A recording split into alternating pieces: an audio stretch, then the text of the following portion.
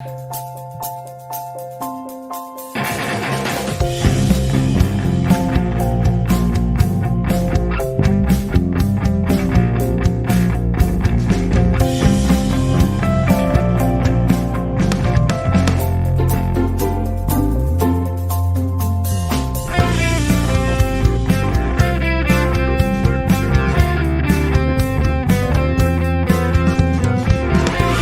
Furiosa came out this May, it was ultimately compared unfavorably to Fury Road, widely seen as an absolute masterpiece in the Mad Max universe. This makes sense as Furiosa is the same character from Fury Road, although now played by Anya Taylor-Joy instead of Charlize Theron. And we're in the same locations as all these other characters, the Citadel still run by Immortan Joe and his sons, the Bullet Farm, Gastown. Some of the same actors, Josh Hellman, Nathan Jones, John Howard, Angus Simpson, are here as various characters in the Fury Road universe. One character who is a through line here that had to be recast is Immortan Joe, since Hugh Case Byrne, who also played the villain Toe Cutter in the original Mad Max, passed away in 2022. However, since Furiosa is a prequel that aims to situate Fury Road, I think a more apt film to compare it to ultimately is the original Mad Max, the 1979 dystopian George Miller film starring Mel Gibson as Max. Hatched in the wake of the OPEC crisis and oil embargo in 1973, Mad Max has always been a franchise steeped in anxiety about resource depletion and the fallout from shortages. What will happen when the oil ultimately runs out? We are war boys! War boys! Come on, crazy war boys! War boys! Fukushima, come on, crazy war boys! Hook on! Today we're heading to Gastown! Today we're hauling aqua cola!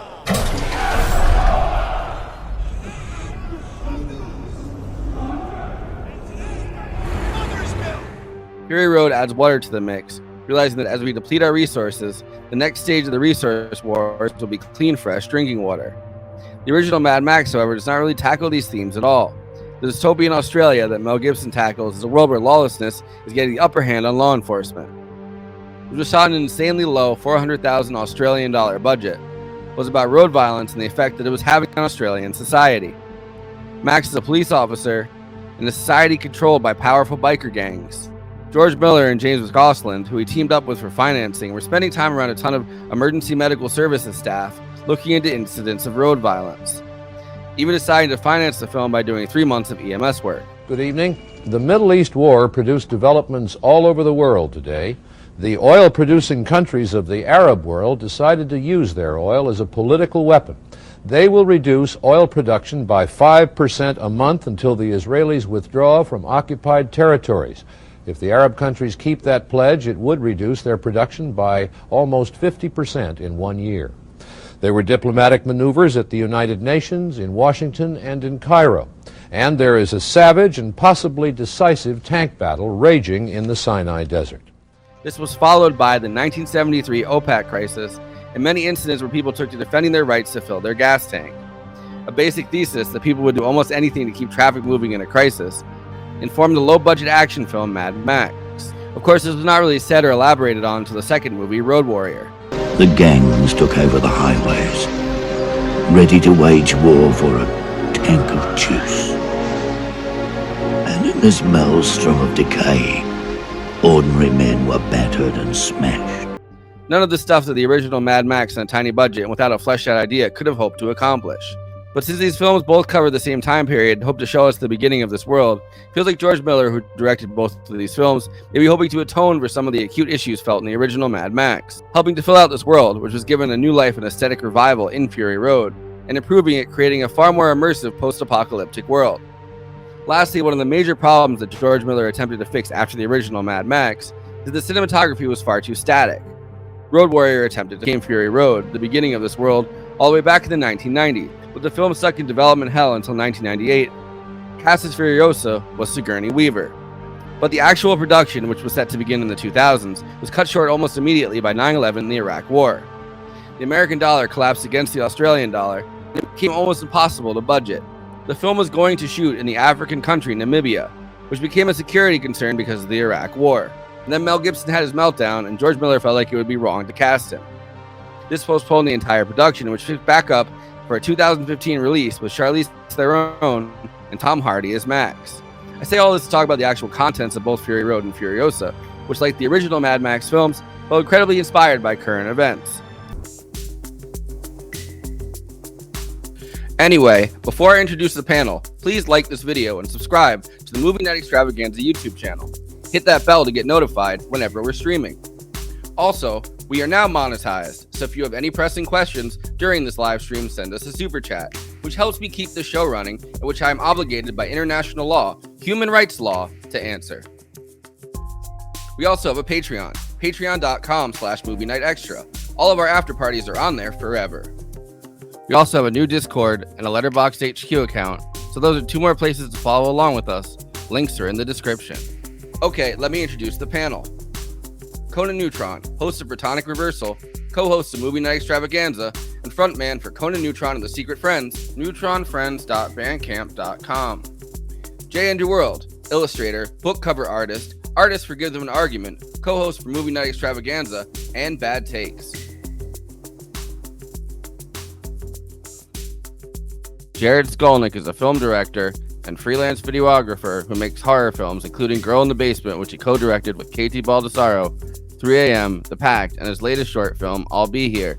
He's also currently working on a full-length adaptation of his film, The Earth Rejected Him, SkolnickFilms.com. I, of course, am your host and the head war boy, Forrest Miller. Witness.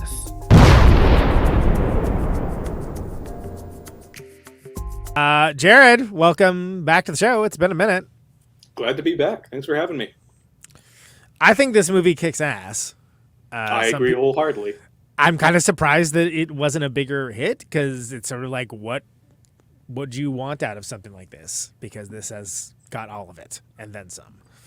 Apparently, people wanted Fury Road again, and give us the thing we like. That it wasn't the exact same thing. We only want the one thing. We're not looking for anything other than that one thing. Change characters' outfits around a little bit, and then just film the same movie. Yeah, exactly. Yeah. Instead, they're going right to left instead of left to right. I feel like I wonder how much of the rage behind people's thing is there's no Max in Furiosa, so they're angry. Yeah. They're like, the world has gone so woke in this oil depleted wasteland that they've gotten rid of Max. There's no more Max. And when you say people, you mean incels, of course. Yeah. Right. Yeah. Certainly. Well, war boys. I mean war boys. Right. War boys. Absolutely. Yeah. It's all just Immortan Joe on his keyboard. The marketing, the marketing campaign for this seemed to be like, "Hey, everybody, it's out," which is like, okay. Yeah. Like, they should have gotten, apparently the marketing people for Longlegs should have been the people that they got. Because that movie, just whatever, they're going to be going down the Hall of Fame of marketing. Now, say less about the picture itself, but everybody's talking about it. Yeah, whoever was in charge of that is going to get a very nice bonus. Yeah. The crazy thing is that there's a lot of there's a whole bunch of get a Barbenheimer. Yeah. That's what you're trying to break in. I'm glad you got interrupted. Well, I did see someone try to make the next Barbenheimer with this and the Garfield movie. What didn't quite gel. Was it Furiosa? I got nothing. Yeah, exactly. Nope, It doesn't quite, I'm already out. doesn't quite roll off the tongue in the same way. This is years before the noted anti-Semitism. Stevie. Garfenheimer. Okay, yeah. Garfenheimer would have been awesome. The World According to Garfield. Yeah, there's all kinds of things Garfiosa or Garfiosa. Yeah, Garfiosa is what. No, there we go. Now I have become Mondays, John. Garfuriosa. There you go. It's like that fucking, Mondays in the Wasteland are no joke, my friend. Yeah. So from my perspective, just setting the tone for where I'm at, I think this is probably one of the better prequels in movie history. Mm-hmm. I agree. Yeah, it's so well paced. Just everything about it. Everything's built up nicely. The action crescendos nicely. It has its own flavor to it as well. It's not trying to be anything else. Right. I think that because I watched the original trilogy just back to back. I found it interesting that the same opening from Road Warrior that they kind of they use kind of British path kind of footage in Road Warrior, where it was just oh, here's a bunch of people running around during World War II. Look at this. But like they did like a very good version of that with like in the beginning news of this, reports. with and the history man, and then in the background, I like that they kind of everything that happens in our world kind of gets translated into the world of Mad Max, like in general. So I liked that you heard like pandemics raging, climate change, like you heard all the different things that are like the pestilences, I guess, that we have right now that are like raining down on us. You heard them in the first opening minutes of Furiosa. You're like, oh, a pandemic, yeah, cool. Like I lived through that. Like I remember that. Yeah, remember that. Yeah. Remember when you started a movie show during it? Yeah. Good times. Which, by the way, but Dementus would have had the best fucking podcast out of any fucking person in the world. Like that would have been like, imagine his podcast in the Wasteland. His co-host is Human Wikipedia that hangs out with him. Yeah. Well, that's the producer. Like, you know, like they do. Like Joe, he's like the Joe Rogan, and then he's like, Jamie, pull that up, and then the history man has to go like, you know, the thing you are looking for is. And then you know, no, he's not so much of an on-air personality. It's just like he's around for like color commentary and to explain things, just as he does in the movie. You know, he doesn't want to spread misinformation. Right. Yeah. It's what Andy aspires to be. It's his vision board for a job. Truly, a couple of ads for Blue Chew here and there. Yeah, I mean, it's like he is like a cross between like you know Alexa and Wikipedia and Ask Jeeves. Except for the Wasteland version. I really love that the whole Wasteland. The whole Wasteland is just full of fucking, you know, just pieces of cars, like whatever you can really find. Like you can scavenge. There's all these communities, and he chooses like, I'm gonna like, instead of like using that and using like the organic mechanic to make something, I'm gonna just have like a human Alexa.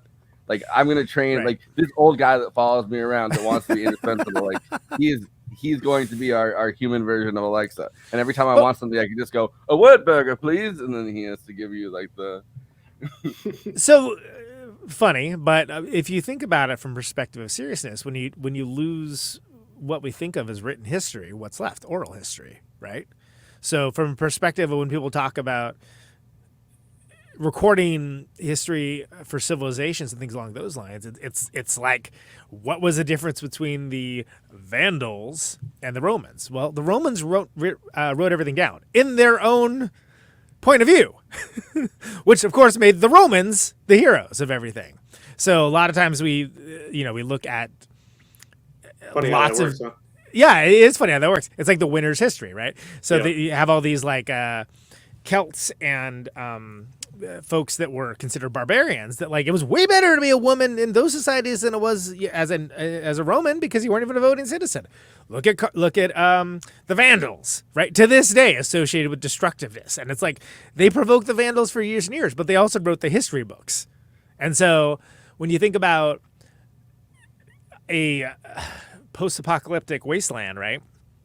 What's more valuable than knowledge? Well, not much. So if you have like the guy that just can like ad nauseum like spit out, like little factoids or whatever, sure, it's good for amusement, but from perspective of pragmatism, it can help you reestablish society and more than likely, maintain order over your people, because it's an advantage that your enemies don't have. Yeah. Well, and honestly, like at the end of it, at the end of the what was that, Jared? Sorry. Like honestly, not a bad job to have in the Wasteland. Right, exactly. It's like what does he say? Like, yeah, you can make yourself indispensable to him. Like that was like very much. Yeah. Like, doesn't it even have to be like everything? Like, what if he had like he's got a Wikipedia? What if he's got like an IMDb? Like, I can be that guy. Right, exactly. Like, IMDb, and then Jared like comes running out, starts telling you obscure factoids. Kira Kurosawa. It sounds like a great job. Yeah, man. At some point, they have to discover like a library of videotapes that's been like hidden under the rubble, and they're like, wow, a library of videotapes, and then you need someone to be like, who's that actor? I mean, it's on the tip of my tongue. Who's that actor? Yeah. Which one of these are any good? But I like one of the things that they mention at the end, where they're talking about like the civilizations, right? Like that whole speech about war, which is like a really good speech. It's the history man, and he's like, oh, as long as there's been human beings, there's always been, has been, and always. Which is, I ended the intro with it, but the intro like shit out in the middle of me fucking doing it. So, but that kind of took me back to the old days when we just had to kind of vibe and be extemporaneous. So they talked about in that speech the first the first civilization they mentioned is like the Sumerians, and those were the Mhm. first civilization to really have like the written tablets that Right. I mean, there's obviously like cave paintings and stuff, but like they're the first, they have like a written language that they kept records in, and I feel like that is the reason why they brought up the Sumerian, because who brings up like the Sumerians in the middle of like like you bring up the Romans, or you bring up like the Greeks, or you bring up, you know what I mean, like something like that, but in this, it's very pointed that's the first civilization that they bring in. Yeah, absolutely. Yeah, George Miller knows his history. He really does. Yeah. Seems like a scholar. Well, and it's kind of played for laughs too, but like that is a useful character. I agree. It's art with words. I think a double screening of Fury Road would have definitely pushed the movie harder. I think a lot of people just kind of didn't even realize it came out. Like I had people, they're like, "Oh yeah, I can't wait to see that." When does that come out? I'm like, "It's already gone. Like it's come and gone. Like it's over." That was me. Something just did not saturate the market in the way it should have. Right. Yeah. Yeah. I mean, And it doesn't mean it a bad movie. It just means that like the marketing campaign was more or less non-existent that I saw. And I'm not saying you need marketing, but like, well, you do to a point. you need a little bit of it. You got to let people know what's out there, right? Yeah, you gotta let You people know. need a history man, like a movie man that comes around and tells you like, Yeah. Yo! Yeah. Come get it. It was really like, I think it was in my local theater, but it was only in there for like a week. Like it really did not play on the screen very long. It was there and gone in like especially in the Milwaukee suburbs, but like it was just I was like, "Oh, cool, I'll see that next week." No, I won't. Yeah. I was like, "What? Really? They already moved on?" And it was like for like, whatever. It doesn't even matter. Some crap I don't care about. I remember thinking like, when is that movie coming out? And all of a sudden I just see my YouTube's entirely filled up with Furiosa, a flop. And I'm like, what? Did I miss it? See, it flopped. It flopped. They would have let Andy know about it. It's already had time to get out there and flop, and I still don't know what I was saying. I find it fascinating. I was watching like clips of Anya Taylor-Joy, like her, her talking about her experience filming this, and this was filmed pretty much back to back with Dune. Like literally, she's getting in her desert time, man. Yeah. And they're both filmed in Namibia. Like, so this is her desert period. Apparently, yeah. Guess so, yeah. Which is weird because she's so translucent, right? Like I was gonna say she's like the whitest white woman that ever whited too. Like, peace and love, but so it's kind of like must be using SPF 1000. What was it they used in the Sundown? What was it like they Sundown? I think it was Sundown. The Vampire in Retreat with Bruce Campbell as the Van Helsing descendant. They had like some SPF, like I think it was that. Oh, well, nobody cares. Moving on. Let's talk about Chris Hemsworth in this because he's actually pretty awesome. like first of all, he pulled off the nose in a way that Bradley Cooper never could, frankly.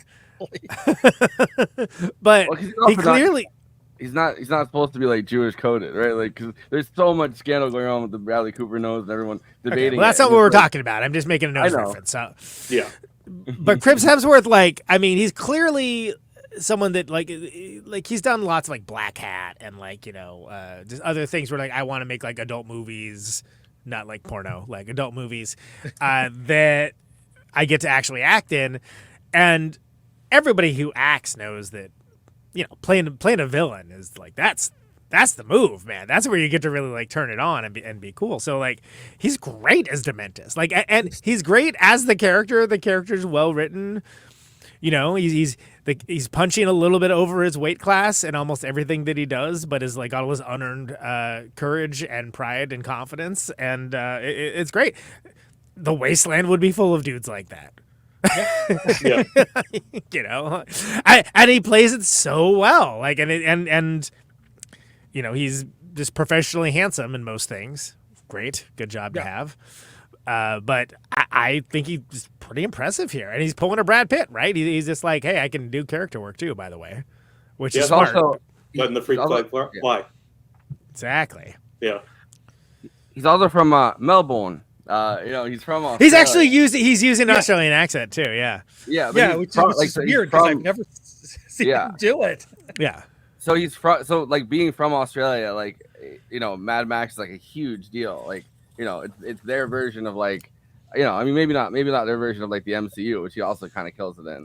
like playing Thor, but like it's their version of like a huge action franchise that everybody really wants to be in. And he was like, I don't know, he was like overjoyed to fucking be in a Mad Max movie. And there's a clip that I saw of him talking about it where he said that Angus Sampson, who's the organic mechanic actor, Yeah, I love him. By the way. He's great. Yeah. So he ran up to him on his first day on set and shook him and went, and he was like, how was it? How was it? Like, and he was like, yeah, I'm happy to be on set. He's like, bro, you're in a Mad Max movie. And Chris Hemsworth, like, in his brain, like, it clicks, like, I'm a Mad Max. Yeah, like I'm the villain in a Mad Max movie. Yeah. This is awesome. Life is good. That's the best thing to be in a Mad Max movie. Yeah, absolutely. Yeah. If you aren't actually Mad Max, who doesn't even make an appearance in this one, then it's the best one to be for sure. Yeah. Although he makes an appearance, he has. That's right. There's like one like kind of like you have to like pause the movie and there he is. He's on these. He's watching from like a cliff or whatever it is. Whatever. From you know what away, I mean. Yeah. You know what I mean. Don't be a dick. Yes. I will say, not to immediately move off Hemsworth, because I think that Dementus character is awesome, like just top to bottom. Like there's like I think this movie works incredibly well, and one of the reasons why is because of him. Top to bottom. Yes, exactly. Yeah. Praetorian Jack, who I thought the reveal of which was going to be like, call me Max or whatever. Like, but like George Miller does not care even a little bit about like any kind of continuity, fan service, and doesn't care about anything. He's telling the story. F off. And I kind of respect that because in this era of. He got dinged for fan service for that 1 second where you see Max at the end. Like some of the fans of this movie hit him hard, and then they were like, that's fan service. We don't want that. So if he had done the like, if he had turned to him and been like, I'm Max, like everyone would have been like, come on, man, come on, a third Max. But sorry, Jared, go ahead. If there was 5 seconds of fan service in like a 5-movie saga, I can live with. Yeah, that's okay. Yeah. But like. Everything about Praetorian Jack is like, he handles himself just like, kind of like how like Max would, right? So it's like, I wonder if that's going to, and then it's like sort of like, this is who Furiosa sort of learns from to get like the road skills down. Yeah. And so it makes sense for her origin story. It's ultimately why she learns to trust Max in Fury Road too. Right. There's an overlap there. Yeah. Right. And there was, I read this great Reddit post that was clearly someone who had seen this movie, like 5 times by the end of it, but like it was talking about how like the archetypes, right? Because Joseph Campbell, just like he inspired kind of Star Wars and that kind of mythology, also inspired George Miller. And they're talking about Max as kind of this archetype, that you don't actually have to be Max to be that archetype, right? Like it's just the road warrior is his own his own heroic archetype, and for Furiosa to learn from another person like that, and then it's like the thing when just as Jack dies is when you see like the Max cameo kind of like in that same moment, and it's showing like the passing of this kind of road warrior archetype that continues to exist through this universe in continuity without necessarily being Max or without being a guy named Max, like which a lot of people were pissed off about when Fury Road came out too, because remember it says Mad Max, he's barely in it. Well, first of all, F you, dude, but like secondly, like that idea of him being sort of like, no, this is like a hero of legend or something like Beowulf or something along those lines. Like this is, and like it doesn't matter, who the actual person is. It matters what the place that they play in the story, because it is all about the story, which some of these larger franchises. They could use a little more of that, frankly. Yeah, because there's a unreliable narrator thing going on with the all these films, and this one kind of leans into it because like they reuse the same actors. In fact, the guy who plays Immortan Joe also plays one of Chris Hemsworth's henchmen. Right, yeah. So like there is kind of especially if you watch all of all 5 of these films, there's this weird dream quality to it, like. What is the continuity at times? Like it doesn't even make any sense because Max is supposed to be like really old in Fury Road, and yet it's played by what's his name? Tom Hardy. Tom Hardy. Tom Hardy. Yeah. He was born into it. Yeah. Besides Bane, I feel like Tom Hardy is one of those guys that is like you need to say a lot. Like It might be. Like it's the less he says, the better he is in the role. Yeah. It's like if he was like, "Here's my backstory. I am Max," and then they give you like a whole speech and be like, "All right." No, You're probably wondering how I got here. Nope. Record scratch, exactly. You're probably wondering why it's me playing Max and not Mel Gibson. Wow. Let me talk to you about anti-Semitism. Well, that's a long story, so Yeah. Well, but Yeah, but I think like Toe Cutter, and then like same actor like playing Immortan Joe in Fury Road, which I think is what you were referring to, Andy, right? Yes. And Bruce Spence played 2 roles in 2 and 3. He just likes reusing the same people, and like he doesn't care at all if they're the same characters. Because people remember during Fury Road, I was like, did Toe Cutter become Immortan Joe? Did he survive?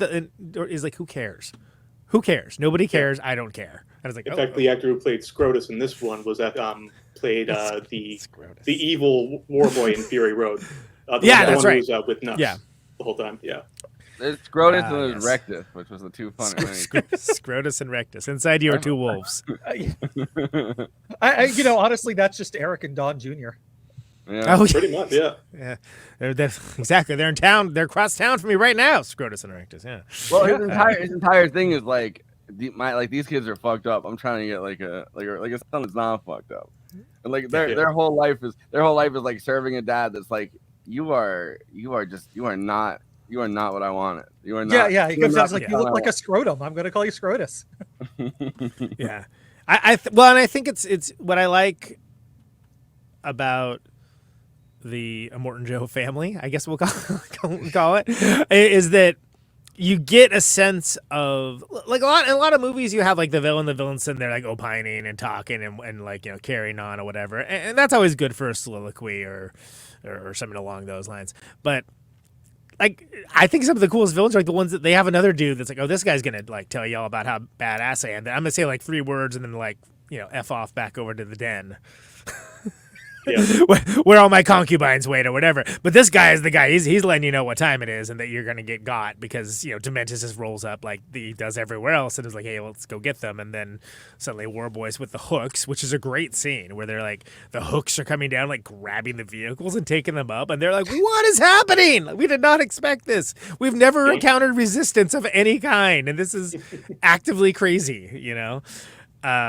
But you don't see him. You see him again as a younger man. I mean, obviously, younger. It's a different actor playing him, but like whatever. It's like I prefer that to like CGI de-aging a la. Yes. And I mean, you're only seeing like this much of the dude, so who cares? He's got a big old freaking apparatus on his face. Who gives a damn? Are you gonna get all precious about it? Yeah. If you can do what you need to do on screen, it doesn't matter. Well, he did actually sneak a CG character in there. The actor who played the Bullet Farmer died a few years ago, and he's only in a couple shots, but it's a fully CGI creation. Like it's just kind of blink and you miss it.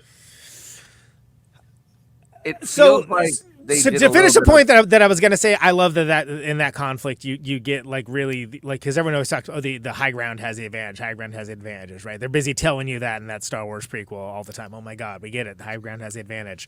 But like now it's like no, literally they're picking them up. They're it's like a whole. They can't even get to them. So in this case, it actually is shown rather than told, which I deeply appreciated just from a art of war sort of style, right?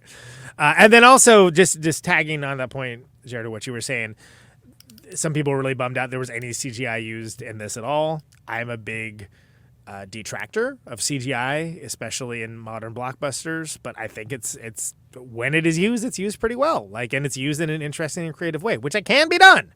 Yes.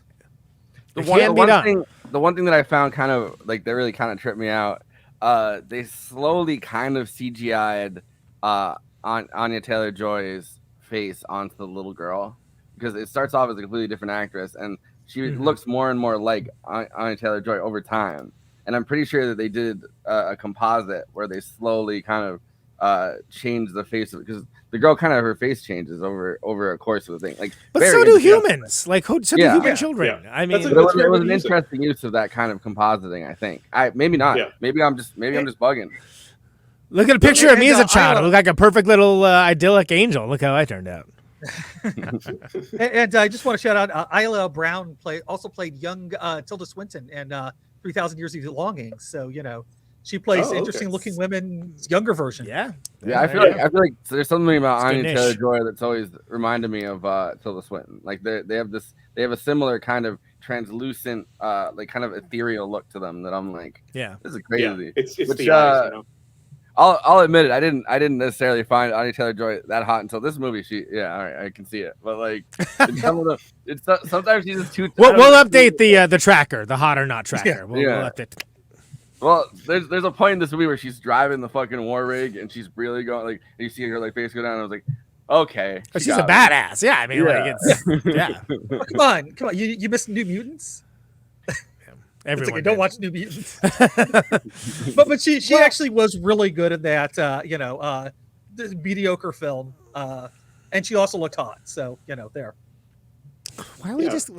She's had a very interesting aura around her ever since like The Witch. I mean, I think that was her first film. Excuse me, I think you mean The Vitch. The Vivitch, yes. Yes. Yeah.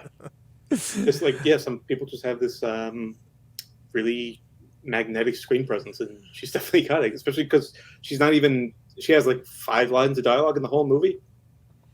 Right. Yeah. That can be bad. It's just all like pensive staring, but like it's so compelling the whole time. She's well cast in The Northman, where she's once again like the sorcerer witch lady. Like it's perfect. Yeah. Oh yeah. The Dread Pirate Roberts. That's in relation to the Mad Max being like the archetype thing, archetypal character of history rather than a specific person. Every time I see her, though, I always think of the time I was at a artist studio, and my kid was telling her about our cat, and she wanted to see a picture of our cat. So I showed her a picture of our cat, and she looks at the cat, goes, "Oh my God, his eyes are too big for his head." And that's what I think every single time she comes on screen. It's just that voice in my head yelling that, because she has huge eyes, and they're just really just huge eyes. I want to see a movie where it's Tilda Swinton and it's Anya Taylor-Joy, and Tilda Swinton's like the mother and she's the daughter, and they're both vampires. Like I would watch that. I would watch. Oh, that's cool. Yeah, Elliot Brown. Why not? Only lovers left alive kind of thing. But it's like, but it's a mother daughter situation. Yeah. Okay. I would watch. Yeah. But I wanted to talk about a lot of the cinematography in this, and I know Jared's a big cinematography head, does that for a fucking living, freelance videography stuff. A lot of the cinematography in the battle scenes almost reminded me of like Call of Duty, which I thought was. Sometimes they try to do that in movies, and I touched on this in my intro, and then the intro fucking crapped out. But because I had the actual shots from it, but like especially in the battle scene where they go to the bullet farm, right, and they're taking on Dementus for the first time after he takes over the bullet farm, pretty much, and they go in there, and there's an entire sequence where it feels like you're playing it feels like you're watching somebody play Call of Duty, or you're playing Call of Duty yourself, and they're going through the thing. It's like real battle footage. Like it's pretty incredible. It's almost like you're watching somebody run through like Mosul or something with a GoPro on their head or something like that. Like it's incredible the way that they shot it. Yeah, it really is like such a blast visually, and distinct from Fury Road too. Like, not to be like the human Wikipedia guy, but like this was originally planned to be an anime, and it was written at the same time as Fury Road. So knowing that going in, you can definitely see like where the influence came in, because it's a lot more dynamic. It's a lot more not artificial is not the word, but it's a lot more curated, I guess. If that means it's visually not meant to like look as realistic. It's more like kind of fantastical, stylistic. Is that stylized? Fantastic, stylized. Yeah. Battletoad footage, exactly. Steve. Right. Yeah. I'm just about from the documentary Battletoads. Yes. I'm just about to be Furiosa to be like, like, and then she just has like a power come out of her hands or something, and they're like, whoa, like heightened. That's the word I was thinking of. Yeah. Right. Yeah. But no, it's just like just a feast visually. Like, I mean, Miller's always been one of those guys who just like right out of the gate, like he just got the language of filmmaking, especially action filmmaking, and it's just like, if not for Fury Road, this would be like the magnum opus. He's like a doctor or something too. Is that right? Like if I remember correctly, like an he actual was a doctor. He used to run an EMT, and like that's where he got most of the inspiration for Mad Max, was treating all these injuries from people who were not exactly safe on the road. Right. And that's wild. Well, and they added, which once again putting Melbourne at the center of it. He was running his EMS service out of Melbourne when the OPEC crisis happened. He was going on a lot of ride-alongs and working on that. Sure. And yeah. So Australia obviously has this long history of people don't really whip out guns. So there was like a 10-day period between when the OPEC crisis started and when somebody finally whipped out a gun and started firing into the air to try to get everyone else away from their fucking their like gas, you know what I mean? Like they have right, and that like led him thinking like, what if like that was like a permanent situation? Yeah. How would people react? Yeah, which is crazy because I mean, I was technically alive for that, but I was very busy being a child. So I didn't know anything about it, nor did I care about gas prices. But it's in California, which is like at the center of the. I know, right? Yeah, exactly. I would have been traumatized, I think, if I was you in California, because that's like you still see the pictures of the people waiting online for gas, and those like it's rough. It's specifically in California. I see signs for like $4.50 a gallon. I'm like, oh boy. Yeah, try touring, friends. Yeah. when you get like 17 or 18 miles per gallon. Yeah, exactly. Buy extra merch at the next show you see. That's all I gotta say. I always notice still whenever gas prices start climbing and they're like, oh, there might be some kind, because they do that all the time. They're like, oh, there might be some kind of shortage, or like we might be getting into trouble here. Like they always try to heighten kind of stuff around that, especially around the elections. I always notice they go to California first. They're like problems in California. Which is it's literally always expensive. Like I mean, like it's one of the most expensive gas prices in the world, let alone in the country. But like, again, it's just what it is, and it's something you got to deal with. I do think. Well, and it's funny because didn't we? No, we were mentioning water when we talked about Fury Road with Kira, because Jared, we did Fury Road a billion years ago. I brought on Kira from Black Flag, who worked on the sound department and won an Oscar for it. So that was really cool. But we were talking about like her and I being both native Californians. Like the certain aspects of things that kind of permeate throughout culture and stuff like that, and scarcity and things along those lines. So it's interesting to see him pivot, Miller in this case being the him, towards like water scarcity, which obviously is much more of a concern as we have this completely unaddressed climate crisis going on. That there's other things that are also a treasured resource, which is one of the reasons why in Fury Road with the Immortan Joe's like what is it, water system, his waterfall, aquifer, I think. Whatever you call it.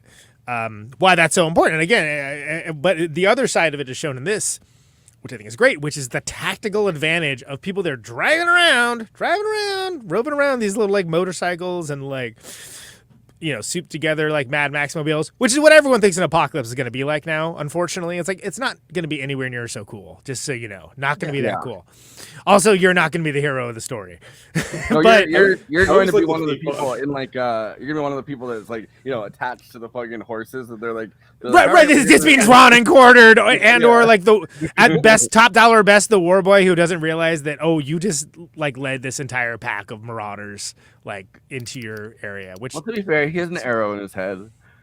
Right. Exactly. But I think just the corpse in the car. That's that's right. Exactly. That's the lead. I always like the theory that all of this just happens in Australia and the rest of the world is just fine.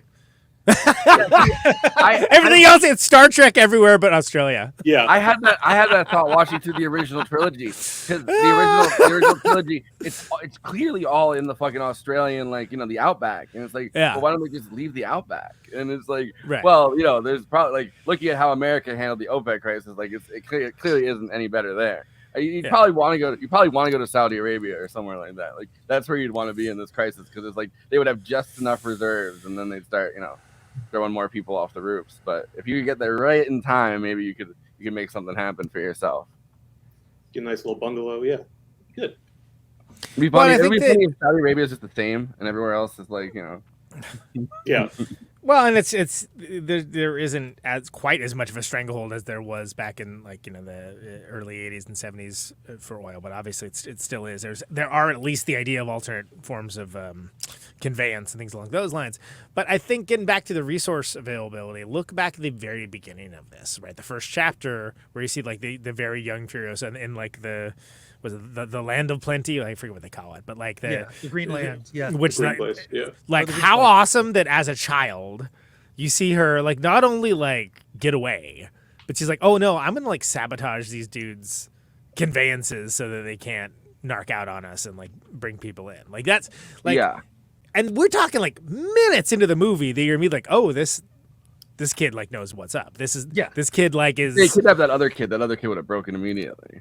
Oh, the other kid is like, just stay here. Like, I mean, she did become a badass in the second, in the next one, but we're not there yet. We're not there. This isn't her story. More of an arc, yeah. But I love that you kind of know immediately in that way that I'm usually disdainful of the children acting like adults kind of trope, right? But in this case, it's like, no, this makes sense if you think about like how she would have been raised, right? And she's not all there yet, but she's. A lot of the seeds of like what were to come are there later on, up to and including like a little later, where she's got like, and I thought this was going to feature more heavily, where she shaves her head and she's got the wig to get away with, and I was like, oh, that's very clever. Like that totally makes sense. Yeah, and that line too about that's not hope, that's instinct. Just shows other people reacting to it's like, oh yeah, no, she's got it. You know why that works? I think to have her be like an adult, like badass warrior, even as a kid, even though she's learning, right? Like, I think it works because she doesn't talk. I think where a lot of times, right, where you lose patience with kids acting like adults is when they have like an adult vocabulary and they're like, you're right. I would vociferously like to come home to my domicile, and you're like, okay, let's it's like it's so talky. No, I completely agree. The fact she doesn't think shit, and then but you don't even really notice that she doesn't. Like, it took me to the second time for me to like kind of start counting out like, oh, there's like, she says like maybe 5 things the whole movie, like, right? But she's got that kind of survival instinct that clearly, that is, and again, shouting out the character played by is it Charlize Fraser, right? She's only ever been in this and Anyone But You, which is amazing. It's like, wow, what a filmography. She's awesome though. I mean, yeah. I'm sorry. No. I was just gonna say, like, I mean, she's like a great template mother figure character, right? Of like if this is your mom, like, no wonder you're starting off being a badass. Yeah, exactly. Her mother raised her right. Word. Yeah, go ahead, Jared. Exactly. Yeah, I like it for what it is, just as much for what it isn't, because like it's like a pretty big trap for prequels, like to make the change be almost like too radical. Like I was kind of afraid like they would start her off to be like kind of innocent or naive or kind of like insulated, but I really like that she's already pretty much Furiosa from the beginning. Like you can see she's resourceful, she's fierce, she's smart, and she picks things up quickly. She learns quickly. Yeah, absolutely. She knows how to handle herself. So there's no like, they don't hinge the whole movie on that suspense. It's like, how does she become Furiosa? How does she go from this to this in however long? And in fact, there's entire chapters that you don't get because the movie flips around. There's like, in one second she's talking to Pretoria and Jack or whatever in the thing, and the next second he's like, okay, I'll help you get home. But you realize there's a time jump between those two things. They're on a completely different run. They've got a completely different crew, and her hair is like, she has long hair by that point, and it's like there's been a time jump here to some degree. She's been training with Jack for all the skills that we see on display later on in Fury Road, but like also as part of her overall plan to get the hell away, like a long game plan. Like I saw people like complaining about that, and it's like, well, I think it's would be silly to be like, all right, she just figures it out like immediately. This like ensconced feudal system that like is, if you screw up once, then you're basically like thrown thrown onto the Fury Road and or off the cliff or whatever. Yeah, of course you would have to like kind of sit back and kind of figure it out. Like what are you thinking here? Yeah. I also think sometimes confusion registers to audiences as anger or like annoyance. You know what I mean? Because like it takes you a little bit to think about those gaps in time, and that you don't necessarily see like her. You don't see like a Rocky montage of her being like. There's no training montage, right? Yeah. We expect a training montage, and I say that as a huge fan of Rocky and of training montages. There's not really the training montages are. Holy crap, badass action sequences. Like, can we talk about the truck scene? Like that, like, oh my god, like what a great, like, again, George Miller knows how to do action. Like in a way that's is more compelling than a lot of people that do action. You know what's but really this funny? was especially badass.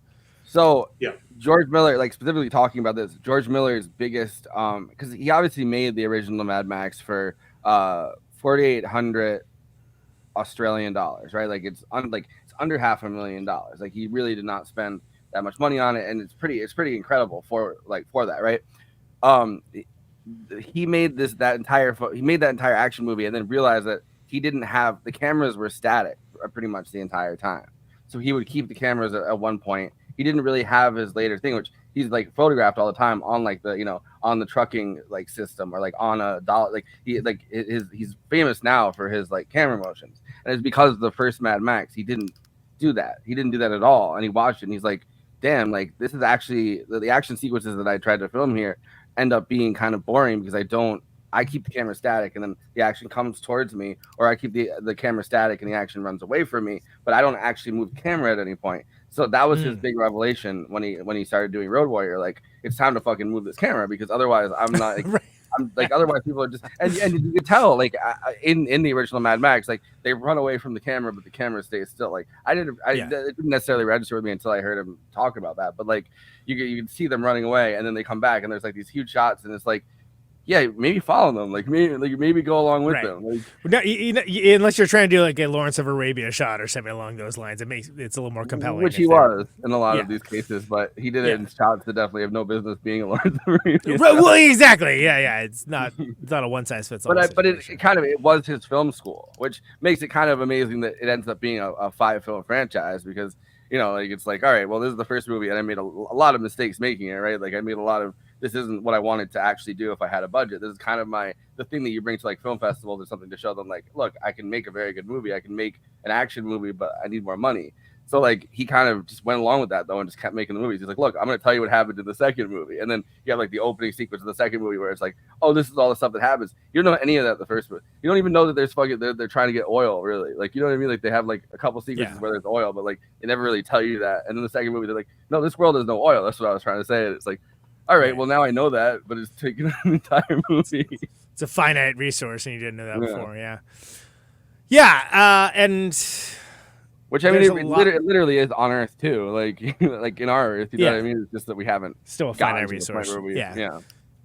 Peak oil, but I mean, you see that deep anxiety still. I mean, like, number one, in America with Trump's promise that he'd make us, like, energy independent. And you see it with Europe, now that they can't buy gas from Putin, they're all freaking out about the amount of gas they're allowed to get. You do see that, like the obsession with oil as a finite resource, which I think is why Mad Max continues to like transcend as a franchise, and why it continues to be something that like, as it's also evolved with other things like the water crisis, like it continues to resonate because it's like we still have that anxiety. Like that anxiety did not exist until the OPEC crisis for most people. Most people weren't like, oh, because it seemed like a resource that would never end, that there would never be like a bottom to the well, right? And that was the first time people were like, oh, maybe there is a bottom to this well, which is crazy to think about, but that's not our generation, right? That was a different generation that there was always going to be enough for everybody as long as it's there. You just swim in the oil. I mean, it's funny because the people at the top of society knew very well that they had tapped out. Like at the end of World War II, there's a famous line from FDR where he's like, "If there's a third world war, we can't be the ones providing the oil. We've tapped as much oil as we've found." But that didn't transcend down or didn't trickle down, to to the regular people that were like, oh, maybe I won't have enough to fill up my cars until 1973 when they're like, oh shit, what if one day I can't drive my car? And what's the first joke everybody makes when like there's like gas shortage? Like, oh, I'm about to go all Mad Max on this, right? Yeah. Like it's like it's turned into like a immersion in pop culture that is tied to the unavailability of petroleum-based fuel, which is wild. It's absolutely wild. I'm really curious about though is like the sports shop situation, because that's not covered in any of the films. But somewhere between Mad Max and Road Warrior, all these people went down to like the local Dick's Sporting Goods store and raided the place and spray painted it on, added feathers, and went crazy. And like, well, I want to know that story. What are we getting that origin story? Like, most people don't have access to armor, like especially like fucking Australian outback. Yeah. So it's like if you're gonna build armor, but they do have access to the sporting goods. Yeah, so there you go. go. Really well in Walking Dead too. Like, you know what I mean? Like, you'll have people that have like hockey masks on, and it's like this is not protecting you. But like, they don't have ice in Australia. They don't have ice skating in Australia. Like, it's on fire half the year.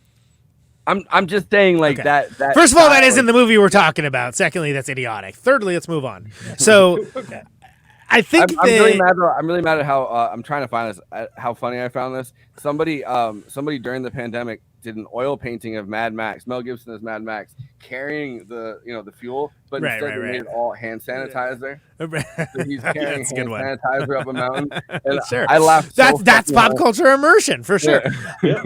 So getting real back to the Green Place segment, and was it Charlie Fraser and all that? I think they call it the Green Place of Many Mothers, which I think is a way cooler name than just the Green Place. Like the Green Place reminds me of like a smoothie shop. You have to add like they never said of many. Can I get a wheatgrass shot, please? Thank you. Yeah. I don't know. It sounds like an ice cream place in Northampton, though, right, Jared? Yeah. All right. No, could be or like a pot shop or something. Completing my sentence, what I was going to say is that I think the Charlie Fraser character who kills the woman who's like, oh, I'm a mother. Like, first of all, I think if Furiosa isn't there, I think she smokes her, and I think that would obviously end better for them, but also there wouldn't be a movie.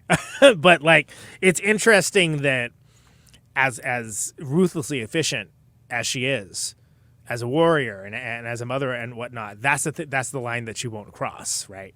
And I think that's very interesting in the development of Furiosa's moral code. We can go back to talking about ice cream or whatever, I guess, now. Sorry, I guess that's boring. Okay. But anyway, wheatgrass, anybody? We all get some shots down at the juice bar. It's a bit of a drive, though, let me tell you. Get some good wheatgrass out there at the Green Place. A lot of people talk trash on that intro piece. I think it's amazing, and I think it's really wonderful, and like actually kind of really well shot and well done on its own right, and establishes Dementus more as a character. That do you need it? Probably not, but like it's kind of cool that you get like that establishment, and then it makes more sense, like that. Obviously, he's got his own. He lost people in his own life, including like his own children and whatever, and this and that before he decided to become the monstrous villain that walks as a man. But like you get a backstory that's actually earned and that you care about. I don't care about Piss Boy's origin story. I don't care. He's Piss Boy. That's all you need to know. What do you need to know about Piss Boy? Here's the reason why it's there in the name. It's that whole right generation, they kind of just half lives. Like they do what they're told. Right. Yeah. The lackeys, minions, henchmen, whatever. They have an establishing characteristic. Sometimes it's a goofy name. Sometimes it's a weird predilection. We get it. I do find though, with like the Green Place, right? Like I find it fascinating that there's that distinction between like, the few people that are like full lives, like Furiosa. Furiosa. And these strange like war boys and like Half-Life character. Furiosa. I'm thinking about Furio in fucking The Sopranos. Furio, yeah. All right, go ahead. But go ahead.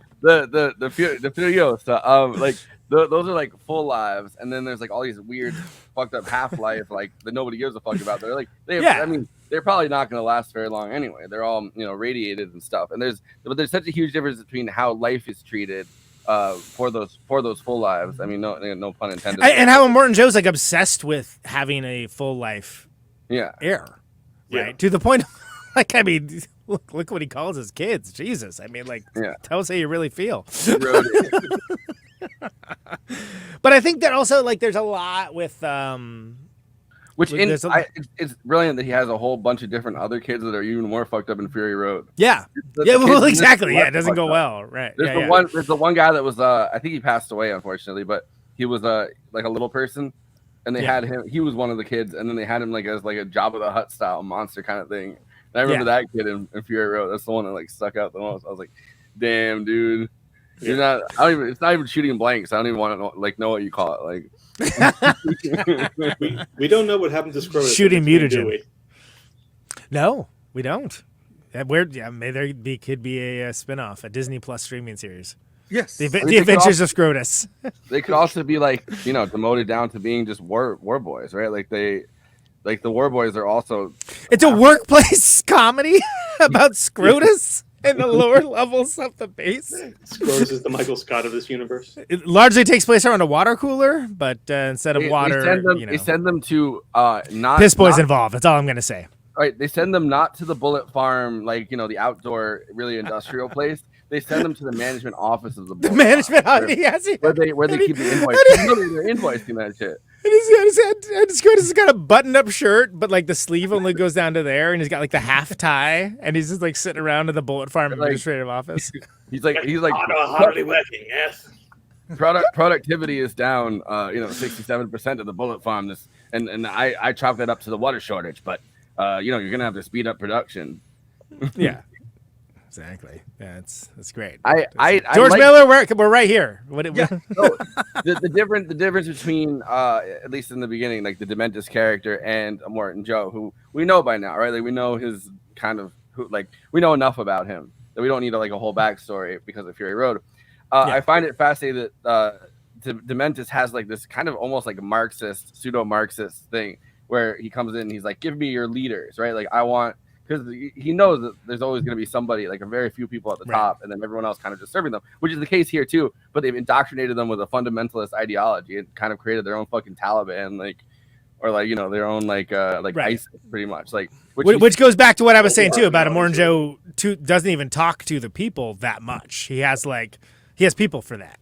And that's like his crier that's like sitting there and is telling them the lowdown of like all the reasons why you shouldn't mess with them that of course Dementus ignores completely, and then they get got really mad. See another thing that was going to be in my intro, but my intro fucking crapped out.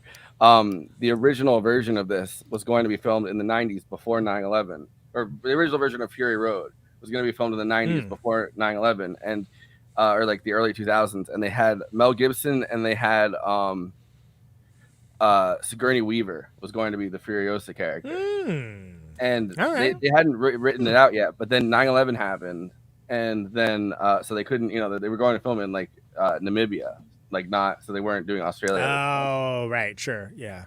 And then after that, Mel Gibson did his whole thing. Yeah, we remember. It's fine. Yeah. So by 2015, though, there's such maybe not anxiety, but there's such a, I guess, fixation on the fundamentalist part of the War Boys, which it's not any specific. I mean, it's like some kind of weird Norse religion, Yeah, because they're like acolytes expecting a great afterlife if they die with in service of and they drug them up just like they do in Afghanistan or places like that where there's a lot of opium production. They drug them up with the fucking the chrome, and they jump out of the thing, and they're willing to sacrifice themselves because that's they're going to be in Valhalla. And I feel like there's such an anxiety about fundamentalism, just not just in the Middle East or not just in just throughout the entire world now. Right? It became more pronounced after 9/11 for sure, but it was always there, and.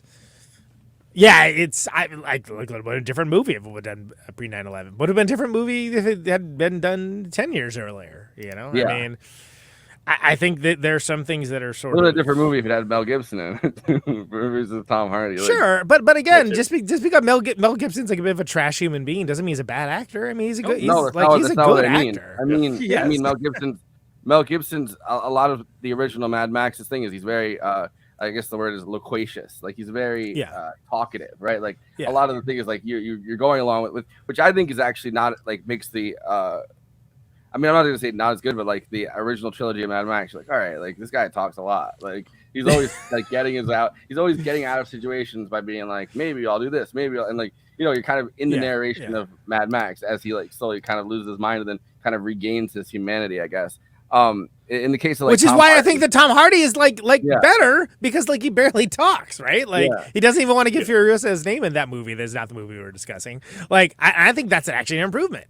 I think it makes him like more badass personally, you know, like show us, don't tell us. Jesus Christ, it's the Wasteland. Just put the pedal to the metal. But I mean, that brings you back to like the original, which is why this is a far superior prequel because it seems like what they end up taking out of the original Mad Max is just, oh, so I watched for 90 minutes and you know, like this could have been a flashback if you really like had planned it out. Like so he lost his wife and his kid and his dog and his aunt or whatever on the farm. Like that's really all you end up taking out of the original Mad Max. Like none of the like besides Max, none of the characters crossover, none of the other people crossover. He clearly agrees because he basically said, oh, we don't need any of that. Like who cares? Who cares about any of that stuff? Is Toe Cutter or Immortan Joe? Who cares? Doesn't matter. But in this, within the first, like where the point of comparison is for me is that in the first 20 minutes, right? Furiosa's already lost her. Like you have her, you know why she's taking not just vengeance, she's trying to build on, but like throughout this movie specifically, right? Like she's taking vengeance on fucking Dementus for killing her mom. But they dispose of that. They dispose of that scene within like 15 minutes, like rather than 90 minutes of. Well, and you know, like there's something to be said for the George Miller sort of world of bringing in like a character that's just like, oh, that's so and so, they do this, okay, and like nobody like questions it, and nobody, I don't know what that means, and nobody really interrogates further, because like let's be clear, in the Wasteland it wouldn't be like, oh yeah, your name's Andy World, cool, what's your entire life story? No, nobody cares. Like they just want to know, like, are you gonna haul this piss or not? He would tell you. Yeah, I'm ready. Like finally the moment I was born for. One of the things I have severe anxiety about seeing dogs die in movies. So like I was looking up there, like, does the dog die? Every Mad Max movie, a dog dies. Like they always kill the dog. Did they? I mean, the dog lived in 2, which that dog actually. No, the dog died. No, they shot the dog in 2. It goes. Yeah. Okay. Oh, yeah, that's right. Yeah. No, the dog in real life had a happy ending because that dog was going to be killed, euthanized, and got adopted and had a nice long life. Well, good. He deserved it. He did a great job at it. He was a good dog. Yes. Yeah. But anyway, just saying it. But in this, like, you even see the dogs. There's that really great cut where they're like, "How are they tracking us?" And then it's like the dog that you later see with one fucking leg that they've that's just literally tracking them. They have the bloodhounds, and that scene, like that cut for me was like, holy shit! Like in the beginning, this is like they're tracking like. Yeah, it's like old school. Jared, you were gonna say something before that whole dog? I was just saying, like, I love the just the naming system they have out there in the Wasteland. Yeah, you got Scrotus, you got Rictus, you got the Octobus, you got Smeg and right, exactly. Yeah. The whole got the whole crew. We got them all here. What do you need?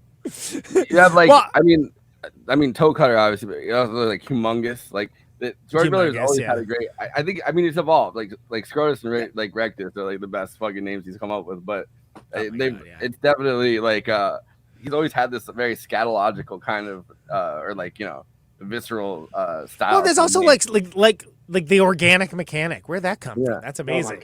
That's fantastic. Yeah. The people eater. That tells you everything you need to know about the guy. Yeah, right? Exactly. What's that do? I don't want. Whoa! He's the people eater. I think of though. I like my brain has to think of the Rocky Horror line. I'll get you a satanic mechanic, and I'm always like, who the fuck is that? Who's the satanic mechanic? But maybe he got the wrong card, and he's like, oh, the organic mechanic. This is. That's way better. I mean, it's no chum bucket, but you do what you can. Also, like Praetorian Jack, like that's a great, like he has a great way of being, Imperator Furiosa. Like they have these like honorifics if you will, right? That it's like, wow, that sounds cool, and I was like, that's not. It sounds like impressive or like, you know, like badass, even if you don't actually know what Praetorian is, which of course that's like the Roman army. It's like it's such a jumble of historical names, kind of like misremembered English in a way. Right. Well, which is what it would be. That would be in the Wasteland, right? You know, there'd be like this degradation of a historical reckoning. So, yeah, brilliantly deployed.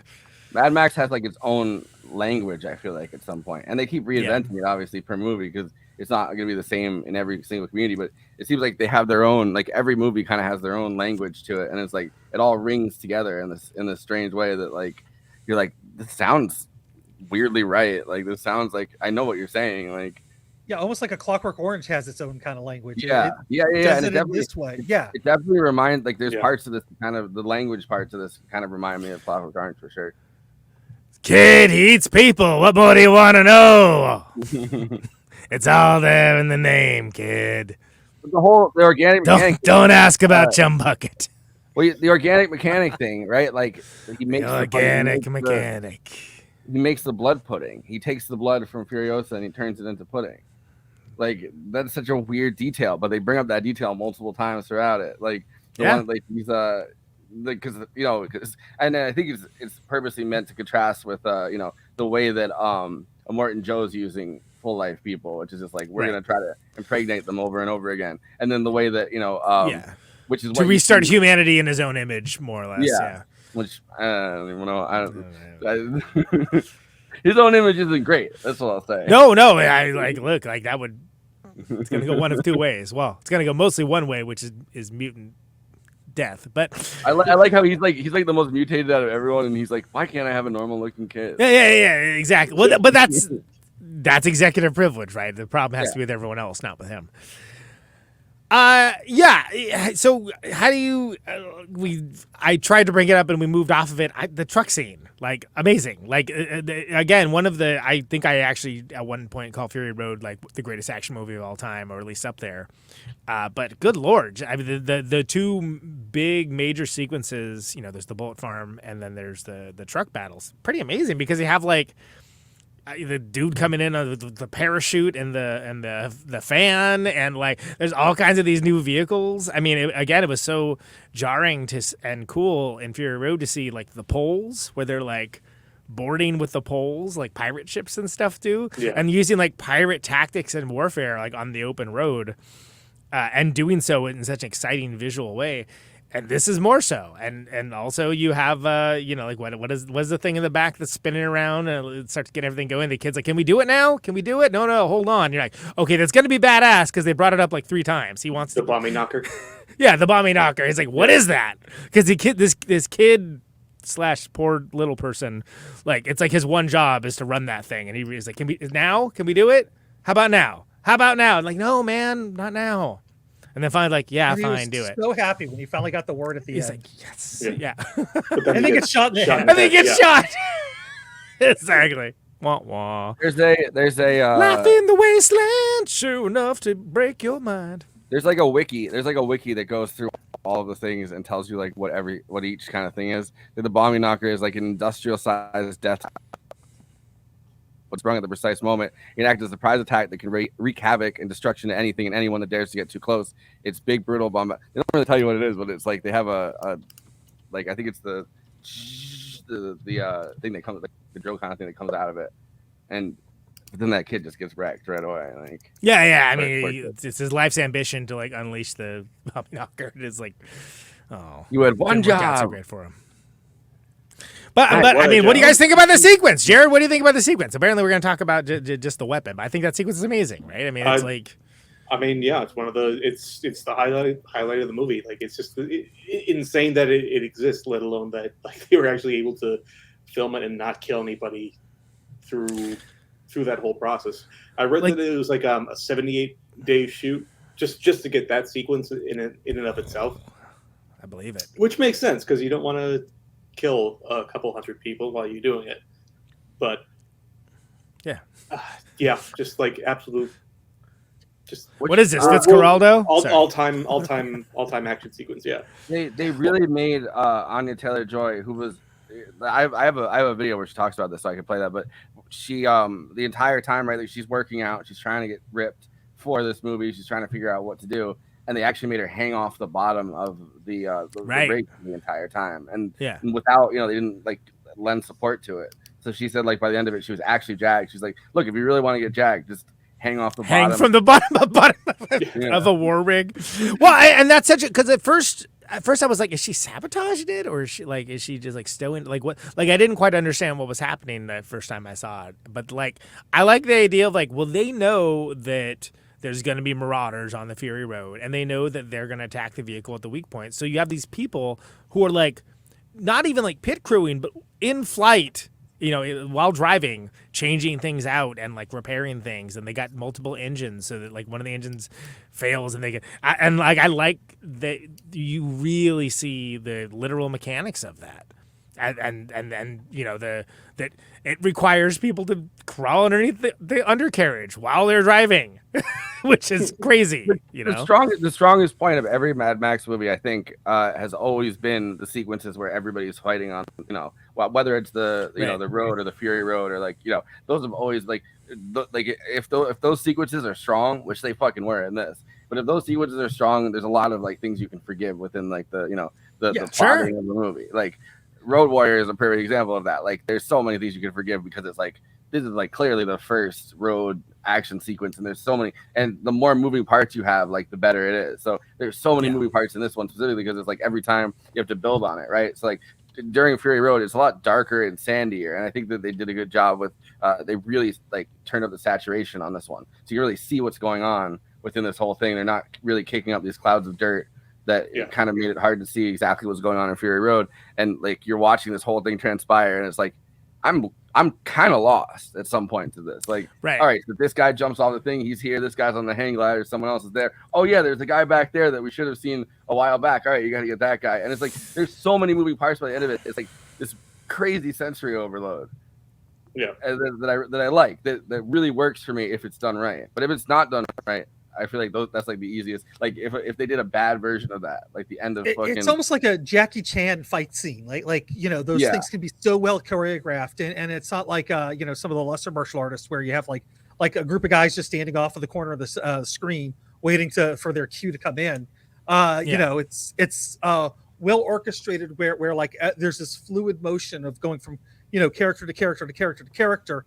Each person's playing their part. It doesn't matter which side they're on, and you lose some of the people, and like it's kind of you get like the one guy who wants to push the button and doesn't get to, and well, just like life, 99% of the people in any of these situations. No, I'm just saying, like 99% of the people in any of these sequences have to be disposable, and because of that, you have to keep throwing people into it, which is where I think a lot of the confusion goes. So like each time I think that they really do a good job expanding that, because now you have people on hang gliders, which it's kind of funny to see this movie after the whole October 7th thing where they came in on hang gliders, and it's like, oh man, really the paragliders and the fans, just like. But in this you have literally you have like 10 different people paragliding in, and then they're all shooting from machine guns, and then you have that going on while you have the cars next to it, while you have they're literally in the top of the car and an entire crew, and then you're losing each member of the crew. Multiple of them are on the bottom of the rig, including like the Indian guy that had to go down to fix the thing that catches her peeing underneath the truck earlier on, which is a very funny line. Reminded me of the Amazon trucks where he's like, "Oh, why are you peeing down there? Like you can just pee here. Like it's fine." Yeah. But like there's just so many moving parts to this entire thing that if one thing goes wrong, I think if one thing is not believable, which I'm not saying that any of the ones that I've seen are, but I think Fury Road, one of the problems with it is that it was too dark. Like it was hard sometimes to see, like literally, I mean the visuals of it, right? Like there was like literally too dark. Like, okay. And I think I'm not saying always, like definitely not always, but there's times in that movie that if you look at the two sequences side by side, even like the Immortan Joe, the Citadel, right? Like if you look at it side by side, and I'm gonna grab this dog and get her out of here in a second. But if you look at the two side by side, right, like it's much easier to see the Citadel in this one. Like they did a lot better job with the coloration, because it's like I can't really see what's going on in some of the parts in the Fury Road. Which is great because like within Fury Road, like it's just sort of like, oh, it's a known thing that like, there are these other places, but you don't really see them, right? All you really see is like you see Morton Jack's crib and everybody, they're going to like the green place, which is like she remembers from as a child. So it's nice to actually see a gas town. It's She nice should have to brought actually... the human Alexa to map it out. Exactly. Human map quest, right? Sure. Any of those work, but I think that also. No, I forgot what I was gonna say. I think that there's a lot to love visually with all of that, and I think that there's a greater depth in showing how all of that, how the vehicles like work, which is cool because like if you're like within Fury Road, it's like it doesn't matter how the war works. It's like, oh my god, what is that thing? That's crazy. And I keep thinking of like pre Mad Max. What was there that was like vehicular, malfeasance, right? I mean, there was Death Duel, Race 2000. Death Race 2000. But that's everybody's like, it's a game show. It's not like Malevolence. Duel, which I don't know if anybody. It's an early Spielberg movie. Are people familiar with Duel? Do you guys know that? Yeah, it's been forever since I've seen it, but yeah. So there's like this guy, and there's like this dude in a massive tractor trailer that's harrying him like everywhere he goes. And it's written by Richard Matheson, the guy who wrote I Am Legend, of which they've made 3 attempts to turn into a movie, and all 3 of them suck in very unique and different ways. I've like gone on about before. But that was like 71, and then Mad Max is 79, right? But then like after that comes out, and especially after Road Warrior, like if there's vehicles and they're like people are the gold standards, you're comparing against like some aspect or degree of Mad Max. Yeah. Oh yeah, absolutely. It's hard. I think maybe Bullet might be the only other thing that Bullet and what's that one where they chase? It's car chases, sure, but like but it's not quite the same. It's not like this dude is clearly trying to kill you with the vehicle, and like you are outmatched in this situation. There's Road Games too, I think, with Jamie Lee Curtis. Yeah. Okay, Yeah. I vaguely remember that, but I would say like inspiring. That's Australian too, isn't it? Road Games, right? It is, yeah. Goddamn Australian, they're freaking inspiring, like maniacal drivers. A lot of open space. Mad Max, which Road Warrior builds on this incredibly. Like Road Warrior, takes it to a whole nother dimension. But I feel like the original Mad Max is inspired by like Easy Rider and like the plethora of like biker movies that came after it, right? Where and then Road Warrior obviously builds on that to an insane degree, and there's nothing quite like that. But it's like Easy Rider, Bonnie and Clyde, like all of those kind of gangs that are kind of doing these car chases or doing these motorcycle chases type movies that were happening in like the late 60s, early 70s. I feel like inspired the beginning of something like a Mad Max dystopia, and then it's like, okay, right. how can we turn this to like an 11? Like how can we really just turn this into like, they're constantly doing this, they're tricking out the fucking bikes, they're tricking out the cars, they're doing it to such an insane level that like we're creating these new vehicles that nobody's ever seen before. Well, because with Duel it was just like, look, semis are huge and they could like flatten you like a pancake. What if a dude was trying to do that, right? And like that's basically the conceit of that movie. And then like Death Race 2000, it's more of like, like this game show aspect of things, and like, human life not being valued, yada yada, ad etc. ad infinitum. But then you also, I mean, like, because like if you think of something like The Hitcher or something, right? That's about like, oh, someone you led into your car. This is literally the car is the danger. The car is the danger and is actively trying to kill you. Not like we're racing to a thing. It's like they are actively trying to kill you with it. Because I think the book Christine came out before this movie. Well, that's the most literal interpretation of that. Yeah, yeah, exactly. I mean, the only other I could really think of, but the movie came out after this movie. So after Mad Max. Yeah, no, it came out after Furiosa. They're working on it right now. Right, they actually are. Yeah. There's also definitely like a 83 panic kind of in like the 70s at the end of the 60s after the Manson murders and stuff, right? Where it's either hitchhikers or it's biker gangs that everyone's like, oh, these people kind of hang out on the road and try to hop into either your car or they try to hop into your bike. Or like That's road like, games, right? It's been forever since I've seen that, but isn't that like there's like a serial killer like butchering people on the highways and stuff like that? Yeah, there's like a lot of those kinds of movies around the 70s. Like they get really into like the idea of like the slasher drifter kind of guy that like because of this like heightened anxiety. And I think the first Mad Max really plays into that kind of thing. And I mean, Clockwork Orange too is another movie that is like that same kind of like roving gang situation. And then I just feel like, by the time it's Road Warrior, it's built on that so fucking much that it's like, holy shit! Like the road is the actual thing, right? Like the road is the stage for all of this to occur, and that's the case throughout all of human history, really. Like,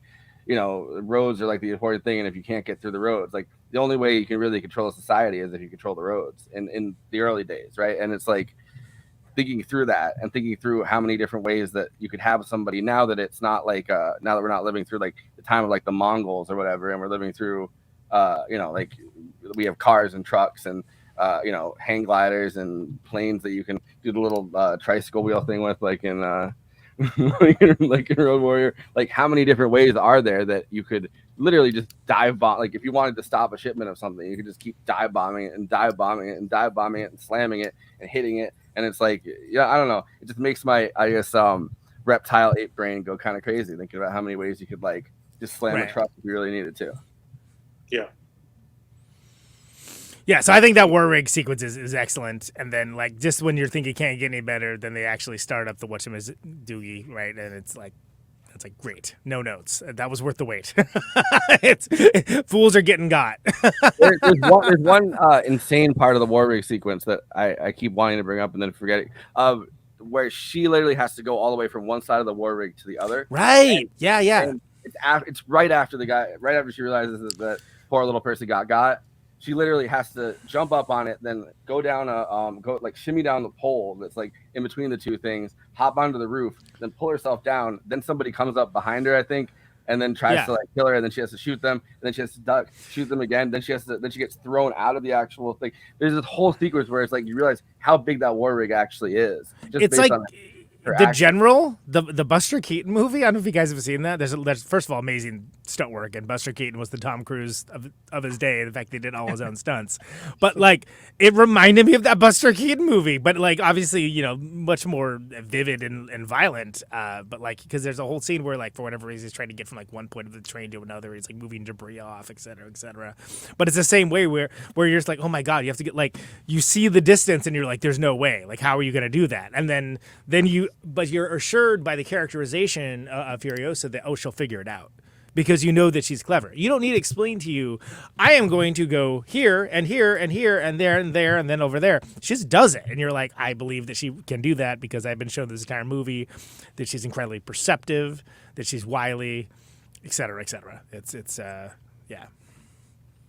Yeah, it's one of those training things too, right? Like after a while, like you have to get really good at. It's like an obstacle course in a way. Like you have to get trained to actually get trained to kind of do something like that. And it's like it takes you kind of back to the whole Call of Duty style shooting they do later in this, where it's like you have to actually watch her shimmy, shimmy, shimmy, go through the thing, and you realize like she's probably at this point she's probably done it like 50 times, like in the world of this movie. But obviously, if you just saw that over and over again, you'd be like, all right, well, why am I watching a broad get from one side of the truck to the other over and over again? Right. Like that goes back to like in this case, that's a very different movie. You don't need to see the training sequence, right? Like it's assured that like, look, they've been doing this for a while, long enough for her hair had a chance to grow out, right? So, that's great. I think that's awesome, and I love the the other big sequence with that involves like a rocket launcher and whatnot. It's like that's all great. That's all earned. There's the classic trope of see if she's over there, and then like some person gets shot. Like it's like that's it works here. It doesn't seem hacky, but I always enjoy seeing that. I can feel like I saw that Blazing Saddles or something. I can't remember, but anyway. I mean, like everything in the movie is so well paced and earned. There's not a point that really takes you out of the movie, which I thought was great because it's immersive. It's like it's like a fairy tale or something, right? I mean, seriously, it's like a fairy tale for adults. Yeah, exactly. Like even when it takes those like tonal swings too, like it still feels still feels believable. Like in that opening sequence when her mother's chasing those marauders to the desert, like there's this one guy who gets like shot in the head, falls into the sand, and you just see his legs sticking out like Wile E. Coyote. Oh, right. Yeah, very Looney like Tunes. Yeah, absolutely. Yeah. I mean, it never feels like it breaks the rule or anything.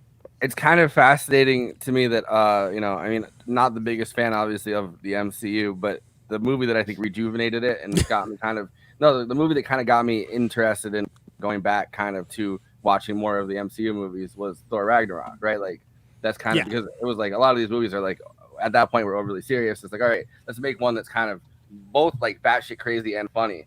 And they brought in Chris Hemsworth for that, obviously. And he kind of fulfills that same role in this with like a lot of the levity and the jokes, right? Like are all either at his expense or told by him or like theatrically told by him. And it feels like that's one way to, I guess, rejuvenate like a series that's had or like a franchise that's had a bunch of movies at this point. Because I guess there could be a reality where like the villain is just like a heavy. He's just a heavy. He's just villainy. He, what he likes doing, waking up and doing evil. That's But then it's also the classic thing of like every villain is the hero of their own story, right? Yeah. In Mad Max, the closest we've gotten to that is Immortan Joe. Yeah. Like throughout that movie, it's just like there's no point where you're like, this guy's pretty funny. Like he's never told a joke.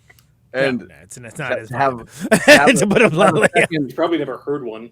Right, exactly. But like the first one you ever heard is like Dementus, and he's like, I fucking hate this. If anyone tells any more jokes, like if this is the joke, I don't like jokes. I felt that way about stuff. Sometimes on this show.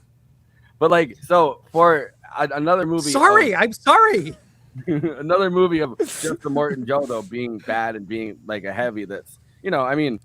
Like a good heavy, but like another movie of just kind of that. People trying to work on their tight five from Immortan Joe, and they'd be like, have like a secret passage that like platform that shoots them down into the. Well, it's not just him that's serious. He has his own version of the guy that like the Dementus version of the guy is that silly like cross-eyed fucking weirdo that keeps like smiling at everything like he's on meth and doesn't really know what's going on. Like, and then obviously the History Man is like his other version of that. And then there's like this goofy kind of fat old man that's like the Immortan Joe version of that. That's like his guy that does that. And it's like people eater. Yeah, it's just like none of like that guy's not funny. Like there's no levity in that room. He's just like, I'm gonna make war plans, and Immortan Joe's like, I can do a good job with those war plans. And it's like, all right, like I need somebody to fucking lighten this place up. Like that's what Dementus does for this universe. Yeah. That's what makes it compelling too. Like yeah, he's evil, but like he's charming. He's got charisma. Like you can like he's played by a movie star for a reason. Like he's got that kind of contrast. And I feel like it's a big reveal that Immortan Joe is not the villain in this case. It's him that's really the, like because throughout the entire. Oh, absolutely, Like it kind of the entire time you're like, all right, well, we're back in this Immortan Joe world, and it's Furiosa versus like the Immortan Joe family, right? Like that's what I'm assuming from here. And it's like, oh no, like actually, it's like Dementus is the fucking villain in this, like the arch villain, and they're actually kind of on her side this time because they can get rid of the guy she hates more than anybody in the world at this moment. Which I kind of like that since it's Furiosa, a Mad Max Saga, that there's the whole 40-day war, and I was like, and then there was a 40-day war, and I was like, oh. There was just, okay. And then like, it didn't go well for Dementus. But like, when you look at where you are in the movie and like what the importance is to Furiosa's narrative, it makes sense not to like get into as much as like, look, I'll read a comic book of that or like a freaking, anime, I guess. Sure. Like whatever. Sounds great. That sounds awesome. I'm totally into that stuff. But for the sake of making like a relatively tight narrative, all that matters is like how it advances Furiosa's story. And how it resolves with Dementus.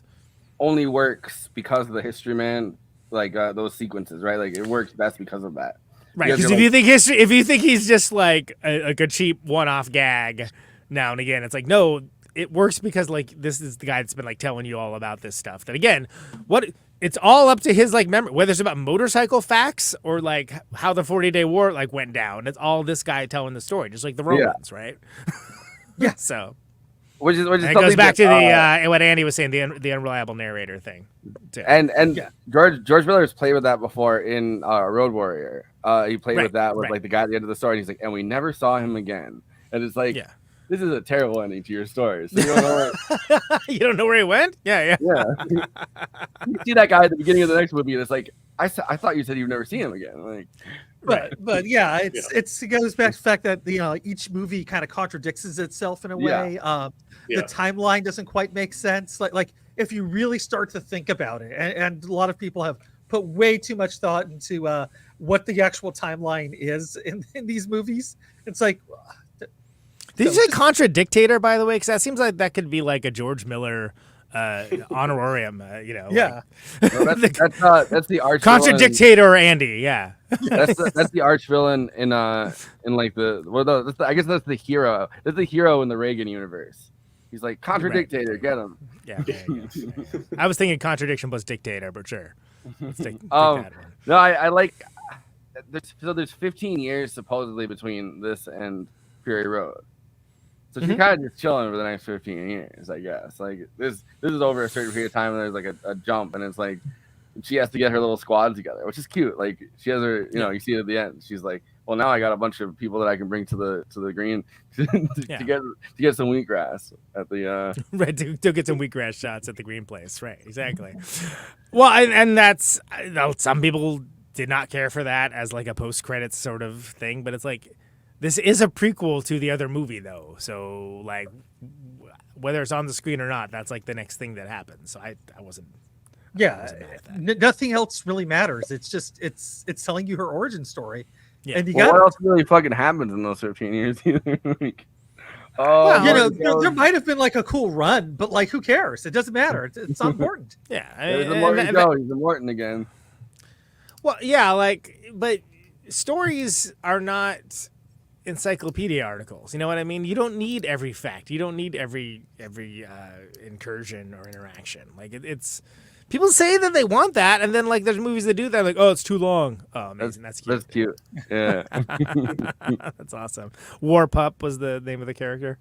Yeah, well, Bomby Knocker War Pup. Bomby Knocker War Pup. Yeah. There we go. There it is. But. Bomby Knocker War Pup, and I'm here with another great Twitch stream for all of you.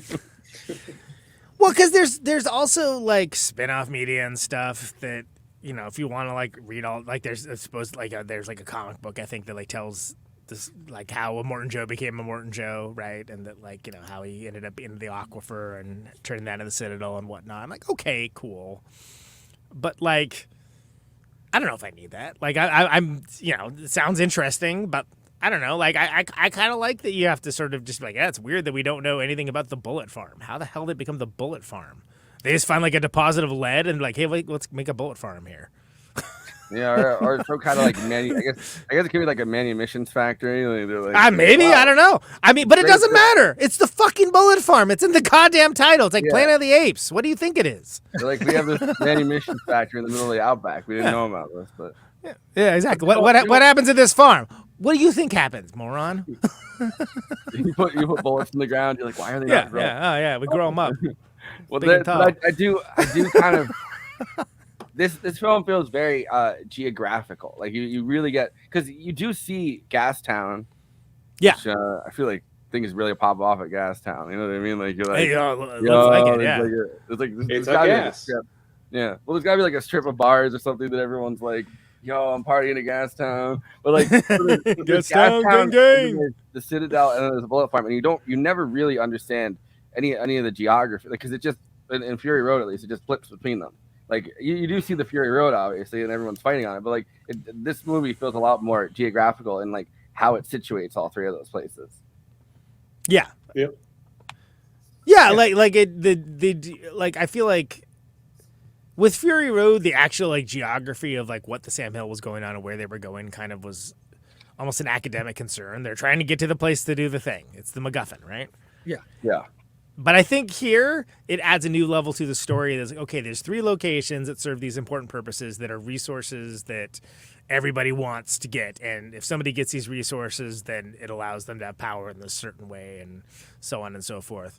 Like, it's logical, right? It's what people said that they wanted more of from Fury Road, which, like, yeah, you know what we want more of this perfect action picture is, like, more backlog. Okay. More maps. And I think also that's the strength of George Miller coming in, like knowing what each of these films needed.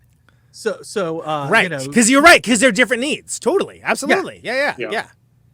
And to Also, tell the story, yeah. he needed to give you the location. He needed to kind of give you the layout of this of how these three communities work together.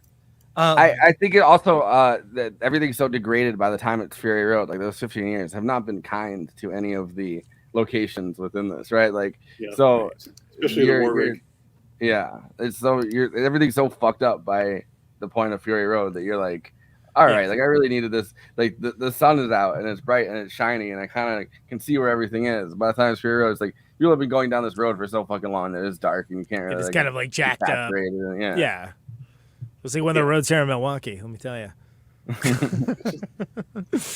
No, but I think that it makes sense too because you're getting, it's like you said at the top, right? You're getting a little like glimpse into like here's when civilization fell, like it sounded like this, et cetera, et cetera. This is why resources are like so vital, and there's these hordes at varying levels of badassery and competency that are just running around. Everyone's trying to scuffling around trying to like get theirs, and then it makes sense that there would be these like petty despots and warlords that they kind of come to prominence and power, especially if you give something like what eventually becomes a Citadel of like, look, I got the water, bitch, what are you gonna do?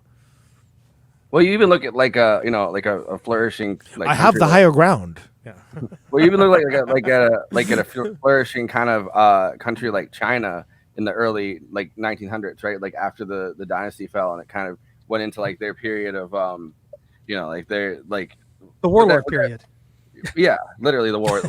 That's actually the name. It's called the warlord period. Yeah, exactly. Yeah, like with like Wan Shikai or whatever, like the big warlord that they were like all like right. They Wong Kar-wai. Yep. They literally divided up China into like warlord fiefdoms in the early 1900s, and it's like you don't think about that being like a time like, because if you look at like a picture of like Shanghai at that time, right? Like it's a beautiful city. It's like a beautiful modern city, like anything in the United States. And then it's like, oh well, if you go over here, like there's a warlord that's still there. It's like, a war, like what? Like warlord? What are you talking about? Yeah, warlord. So like you can see how fast these. I'm more of an Octoboss kind of guy, as evidenced by my subtitle. or I mean, even like Afghanistan in the 1970s, right? Like the beautiful modern cities, and then war kind of ravages it, and then warlords pop up. Like you do see how fast those kinds of things can happen, and it's like, yeah, why not every other fucking place? Like they all have fucking warlords and like roaming gangs that are like the Vandals or whatever, trying to sack Rome, and probably everybody in fucking Rome thinks they're the hero of their own story in that thing too, right? Like you probably don't have at least. I've seen Gladiator. That's exactly true. By the the time it's Fury Road, I think everyone's so degraded and like kind of everything's kind of so falling apart and like dark and kind of crumbling that it's a little bit different. But like in this movie, at least, like you can see why you would want to be in the Citadel. Yeah.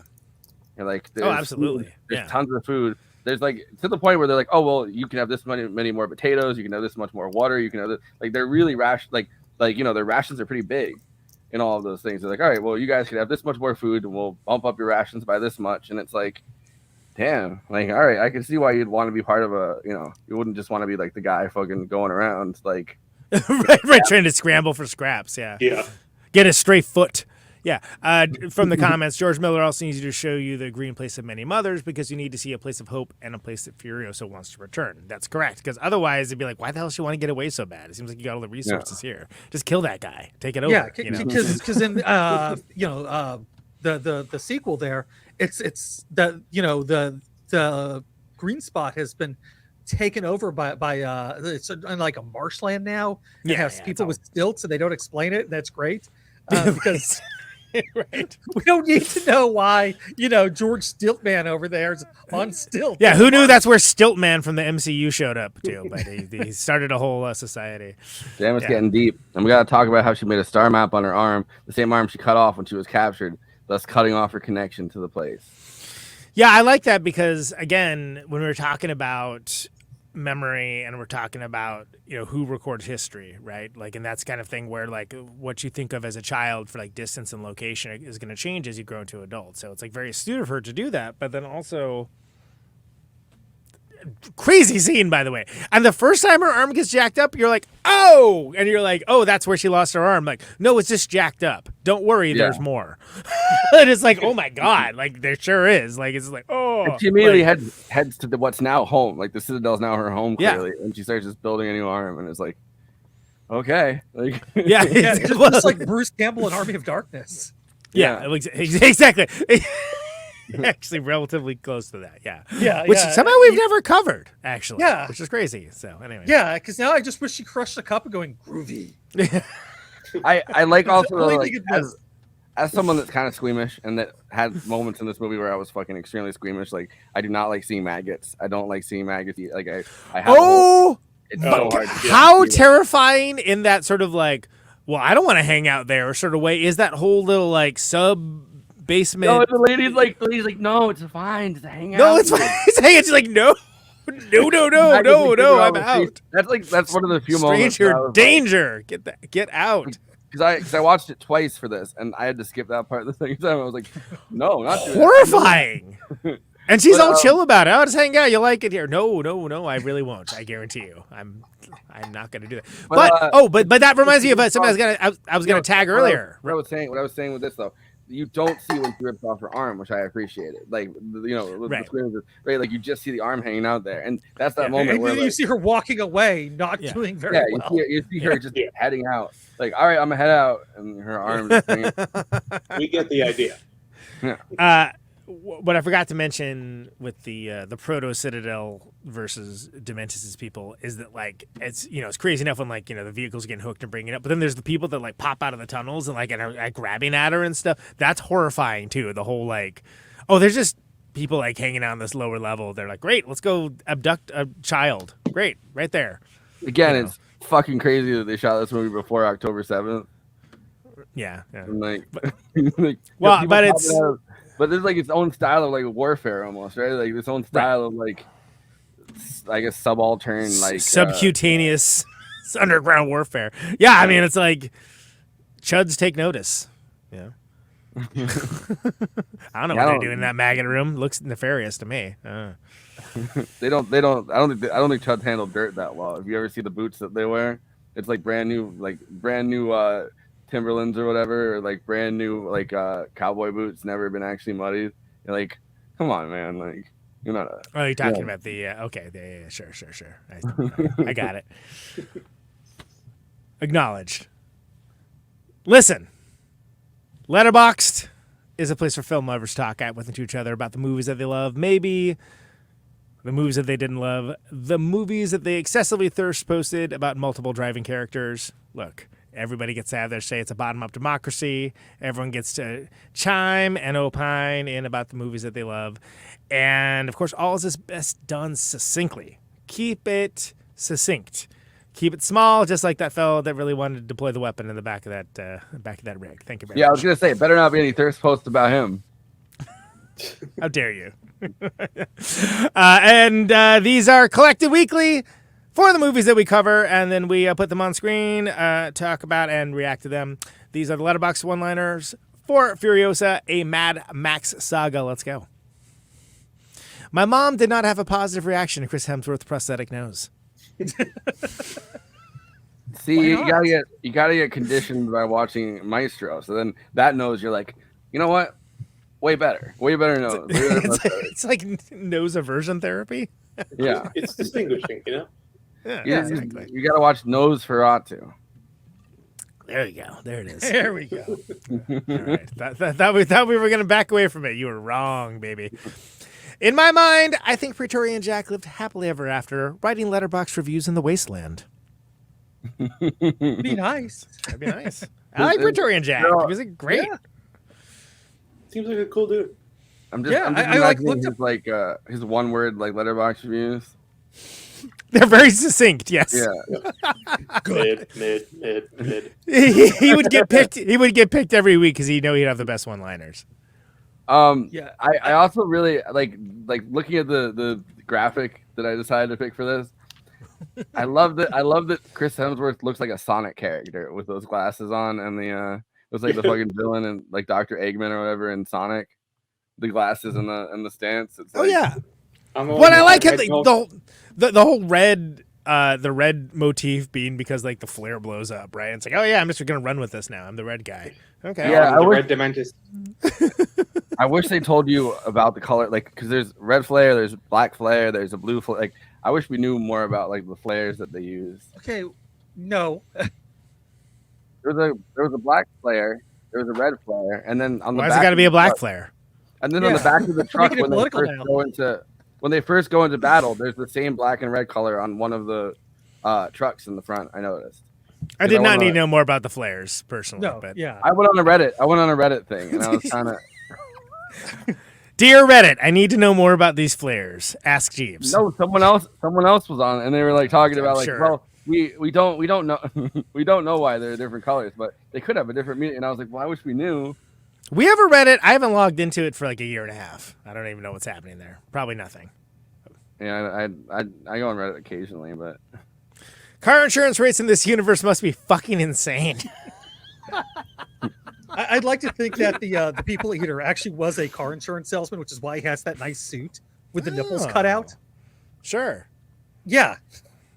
They never really explained the nipples, did they? No. And he's wearing a totally different outfit, and the other one. So it's like what is his fit in this movie? What's the deal with this guy? And by the way, he reaches ultimate climax when they rip the nipple plugs out too. Yeah, I was just about to say, like, how does he brush that off? All right, there we go. Doing it again. We're doing it again, people. What? He orgasms. He goes, oh, and then he's like, you should know not to do something like that to someone with a fucked up brain, and it's because he liked it. I mean, maybe he's pretending to like it, but he did. Rating would be higher if the movie had more piss boy. I love that guy. What's his origin story? See, somebody wants to know his origin story. Maybe you don't. I know. I made it specifically called it out too, and I said I didn't want to see it. Look, it's not my bag, baby. He's just an Amazon factory worker that made it to the. It's like, finally, my moment to shine. My time has come. Speaking from personal experience from living in a hot place, the heat will do that to you. That's for Christina. Yeah. Exactly. Yeah, R.I.P. Relevant. Christina. Shit would be so much easier if I was just a war boy. No phone, no Instagram. Just living in the moment. Just living in the moment. Kinda. Exactly. I mean, kind of. Like, you're thinking about Valhalla. Thinking about Valhalla. Yeah. Yeah. And you get to do the nice huffing. We have Valhalla at home. You can have a nice huff. But you only really get to do that huff at the end, right? Like that's the last huff. You get like your blood of Christ, your cup of whatever. And I would kind of wonder if like the stand-up comedian who's doing a site 5 for for Immortan Joe is just like, what's the deal with huffing? Yeah, that was a redacted scene, and we thank George Miller for that. Has the only acceptable and effective use of truck nuts that I will ever see. Testify. Yeah. For now. Mm-hmm. Yeah, wait till you see the Blumhouse truck nuts horror film coming out. Or it's just the next version of like Barbie. It's just truck nuts. Truck nuts. They suck. Meet my son, Scrotus. That, you walked over it. Meet my son, Scrotus. Yeah, the guy that makes the truck nuts. Yeah, exactly. Scrotus. That's what his job. That's what his job is when he gets pushed out of the family. His friends call him Scrot. Whenever Scrotus isn't on screen, they should ask. They should ask where Scrotus is. Where is Scrotus? The boys are all here. Scrotus, Toe Jam, Chum Bucket, and of course Piss Boy. Out of every franchise, I really do think that George Miller, like Mad Max, has the best names. They don't give a fuck, right? Like even just the name like Dementus. Like, all right, he's demented. Let's just call him Dementus, and it's like it works. Yeah, it's in a lesser movie, it absolutely would not. Well, the same thing with Humongous, right? Like it's like, oh, man, you're the Humongous. All right, I guess. Yeah, exactly. Like. Never seen anyone act so nonchalant after getting their nipples ripped off. Yes. He was into it. Exactly. He was into it. He was Just It's a weird vibe. remind me not to play poker with him. I'm not here to king shame, but he did seem relatively blasé about it. Yeah. Look, those are Letterboxd one-liners for Furiosa, a Mad Max Saga. Please follow the show at Movie Night Extra, where we're logging stories from all the great movies that we cover with additional content, links, all that good stuff. You can see all that there. Piss boy over there at Always Flacco is logging stuff that we do in the show and so much more. I logged every Mad Max. I saw you that you did. I actually, if I had not been so busy, I probably would have rewatched them because I honestly haven't seen like the first few since I was a kid. So yeah, I think I saw them with my dad when I was a kid, which is why he was so excited. That's peak watching with your dad movies for sure, 100%. Yeah, I've watched it with my dad. But then your dad turns to you and goes, Mel Gibson wasn't totally wrong about that. No, I'm kidding. No, come on. I am at Conan Neutron on Letterboxd, the Octoboss, some may call me. Follow me for the Criterion Challenge, for the Film School Dropouts Challenge, and so much Film School Dropouts Challenge, and a whole lot more.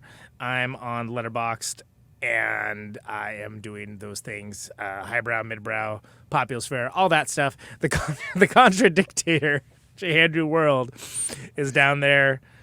Logging a lot of Doctor Who episodes and all the spy rom-coms and all the weirdest stuff so you don't have to, or maybe so you can. Not for me to judge. I finished the 7th Doctor, by the way.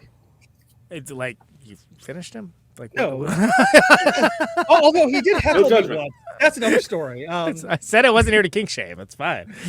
I finished watching all the 7th Doctor episodes. There's not that many of them. So is your Doctor Who journey ending with the original run? I'm going to actually go back because I didn't realize this, that Tubi has the Lost episodes restored. Oh, the ones where they did the animation and all that? Yeah, so okay, I'm just like, cool. Okay, fine. I'll finally watch, really dig into... they really twisted your arm on that one, huh? Yeah. Okay. That's all I needed. If you want to see that, that's what Contradictator down there is up to. Follow him at Radby now too. Jared Skolnick is on Letterboxd as well. Is it just your name? I should have looked this up. It is just my name. Yeah, I should have put that down. But, okay. Yeah, just look me up on there. Cool. Contradictator, please take us away with the plugs, why don't you? All right. If you're watching us on YouTube, please do those YouTube things like, comment, subscribe, hit that bell. And of course, the big ask we always have you do is watch the video to the end. That allows other movie fans to find our content. But that allows you to hear that great new Conan Neutron song. Well, not new Conan Neutron song, but it's a new video to go with it. So there's a new video to go with it. From the comments, why not watch the episodes in chronological order by when they're set? That is a bold thing to suggest for a show that's been around for 40 years, 50 years, I don't know, whatever. 60. It just turned 60 at this point. That's right. Yeah, 60 years. Yeah. But there was 10 years it wasn't happening. So yeah, I gotta find. That'd be wild. The weird stuff from the 80s. That some nerd. There's a Reddit thread that made a watch order thing for that. That exists. I could look find that. If there's I want to know more about the flares in Furiosa, a Mad Max Saga. There's definitely a watching order that's chronological for Doctor Who. Thank you. Anyway, go on. If you watch them all, you get to unlock the magical 8th, 9th, 10th, whatever fucking Doctor they're on now. And it's like a trans man, and then you see a British person's head just explode. They're like, they already did that. Jodie Whittaker, they were generating Jodie Whittaker, and all the worst people in the world got really mad about it. And it's a shame that season is written so weakly because she's a great doctor. But she's coming back, by the way. And now it's a black dude, so the same people are I'm mad about something different now. Yeah, who dances and wears a kilt. Oi, what's all this, love? No. But if you're over on Twitch, I didn't know BBC stood for. Never mind. Thank you. You interrupted me for that joke. That was the one he did. He's like, I'm doing it. Here we go. It's happening, people. It's all happening. It was the Warwick secret weapon of that bit. Yeah. We're watching us over on Twitch. Please throw us a sub. If you happen to have an Amazon Prime account, you can subscribe for free. Doesn't cost you a penny, but actually really helps out the show. But please help us in all those ways. Find us on social media. We're on Twitter, Instagram, Facebook, Blue Sky, Threads, and now TikTok. So you can catch little bits of this show where you're not having to watch me do the plugs. Maybe that's all it's gonna be. Yeah, well, just nothing but me doing the plugs. I already said I'm not gonna kink shame you, so hey, whatever. All Hey, right. Plugs volume 50,000 or whatever. And it's just, Yes. We have a Discord, so go find us over on Discord. The link is in Yeah, that the I can actually description. vouch for, not like whatever it is Andy was talking about earlier. But the Discord's very good. People should join it. I know it's a new thing and people don't want it. Well, everyone tells me, they send me messages about how they're not going to join the Discord. I'm like, great. Well, it's awesome and you're missing out. Sorry. Yeah. boy, love, I'm not going to join the Discord. I have enough Discord in my life. Exactly. That's if that's your concern. It's not that. I don't know. Yeah. My wife and I get into so many arguments. I have enough Discord in my life. We also have a Patreon. Patreon. Charge on through, Andy. That's the way to do it. Yeah, yep. Yes. Patreon.com/Movie Night Extra. Yeah, hit it. Yeah. Go there. That lets you get access to our after Money. party. Get the money. But yeah, you can see if you like how unfocused we are right now. I don't. The after parties. The after parties are us not talking about the movie, or sometimes we are. But sometimes Free flowing conversation. We'll say. I just realized last night that I've had a Conan's Patreon in our description, but didn't have our Patreon in our description. Hell yeah. That's right. I rectified that, and Money. I scrotified that too. Get the money. Speaking of Conan's Patreon, that's connected with his podcast, Protonic Reversal, which is We gotta announce the last thing. We gotta announce that the Alex Cox thing. Yes. That's Yeah. Director of Repo Man, Walker. Yeah. He's coming on. He's coming on this show. Was it Straight to Hell? Was that the name of the movie? Straight to Hell? Yeah. I've seen that one. Yeah, so he's coming on Tuesday. We're going to be talking to Alex Cox. I'm stoked about that. He's making a new movie, I guess, huh? So that's making cool. a new movie. We're going to talk to him. It's going to be a little bit, I think, of a different format because, I think he's covered enough stuff that he's done. But we're going to talk to him about his new movie. We're going to talk to him about some of his old stuff. Probably talk to him about his soundtracks. He's put in some of his movies because the idea of punk rock filmmaking. Because remember that was like one of the early things we kind of like dug into. And like Alex Cox, Sid and Nancy. But I mean, the Repo Man soundtrack is legendary in punk rock circles. Oh my God! What's one of the better? The way that he financed Walker was Straight to Hell, and he had literally just everybody from Courtney Love to Joe Strummer to like just an insane amount of famous punk rock icons. Shane McGowan, like they were Xander all Schloss. Yeah, they're all from Circle Jerks. And he just made a movie without really even having a script. Like they just all hung out in a fucking Western, like a fake Western town, and made like a fake Western kind of movie. Or I guess it's a real Western, but like they made their own version of that, and it's insane. And that's how they financed Walker, where Alex Cox went to Nicaragua. Right at the time of the Contras and all that. Yeah. And then anyway, he used the Sandinistas as his film crew, which is kind of crazy. Right. So tune in on Tuesday where we're going to be talking to Alex Cox about all that, as well as the multiple version of Circle Jerk songs on the Repo Man soundtrack. Thank you. Yes. These guys used to be cool, man. I never got to talk about that movie. You did that before I was a regular on the show. Yeah, it was like the third episode, if I remember correctly. Sure was. Yeah. But you were in the second one, and I wasn't. So there you go. Exactly. But Conan, there you go. What is that? What are you proving? Well, what is that? Never mind. Move on. No, Conan was on the third one. The third one was Conan and Jason. Okay. And then the fourth one we did with Repo Man. Okay. You just got snap corrected your own damn self, didn't you? Fair enough. I just know that off the top of my head because it was like the year 3-year anniversary of third episode. Yeah. So I had that. That's I right. didn't bother looking it up. But Conan's over there fronting for Protonic Reversal behind fronting. him. I'm never fronting. I'm always. Well, you're right in front of it. I am in front of it, but I'm not fronting. Yeah, correct. Protonic Reversal, my show, long-running, over 10-year podcast. Thursdays, 8 Eastern, 7 Central, 6 Mountain, 5 Pacific. Steve Bartek from Oingo Boingo returns this week for the second part of a very awesome first part of the conversation. Hell yeah. Sure, we'll be getting a little more into his soundtrack work with his partner Danny Elfman in Oingo Boingo and all that as well as Beetlejuice coming out shortly. So very exciting. Bartek's awesome. Got a lot of great feedback. on the last episode. I have no reason to think this is going to be any different, but that's happening tomorrow at the time of this recording. So, Oh yeah. Weekly, 8 Eastern, 7 Central, 6 Mountain, 5 Pacific. Patreon.com/Controversial, $1 a month for advanced access. If that's your vibe, that's the only tier I have. And it is a show that features the things I just talked about. So it's a music show. So if it's not their vibe, they can just kick rocks. Exactly. Exactly. That's it precisely. I'm also going to be on. I'm going to say this before I forget about it because it's not my normal plugs.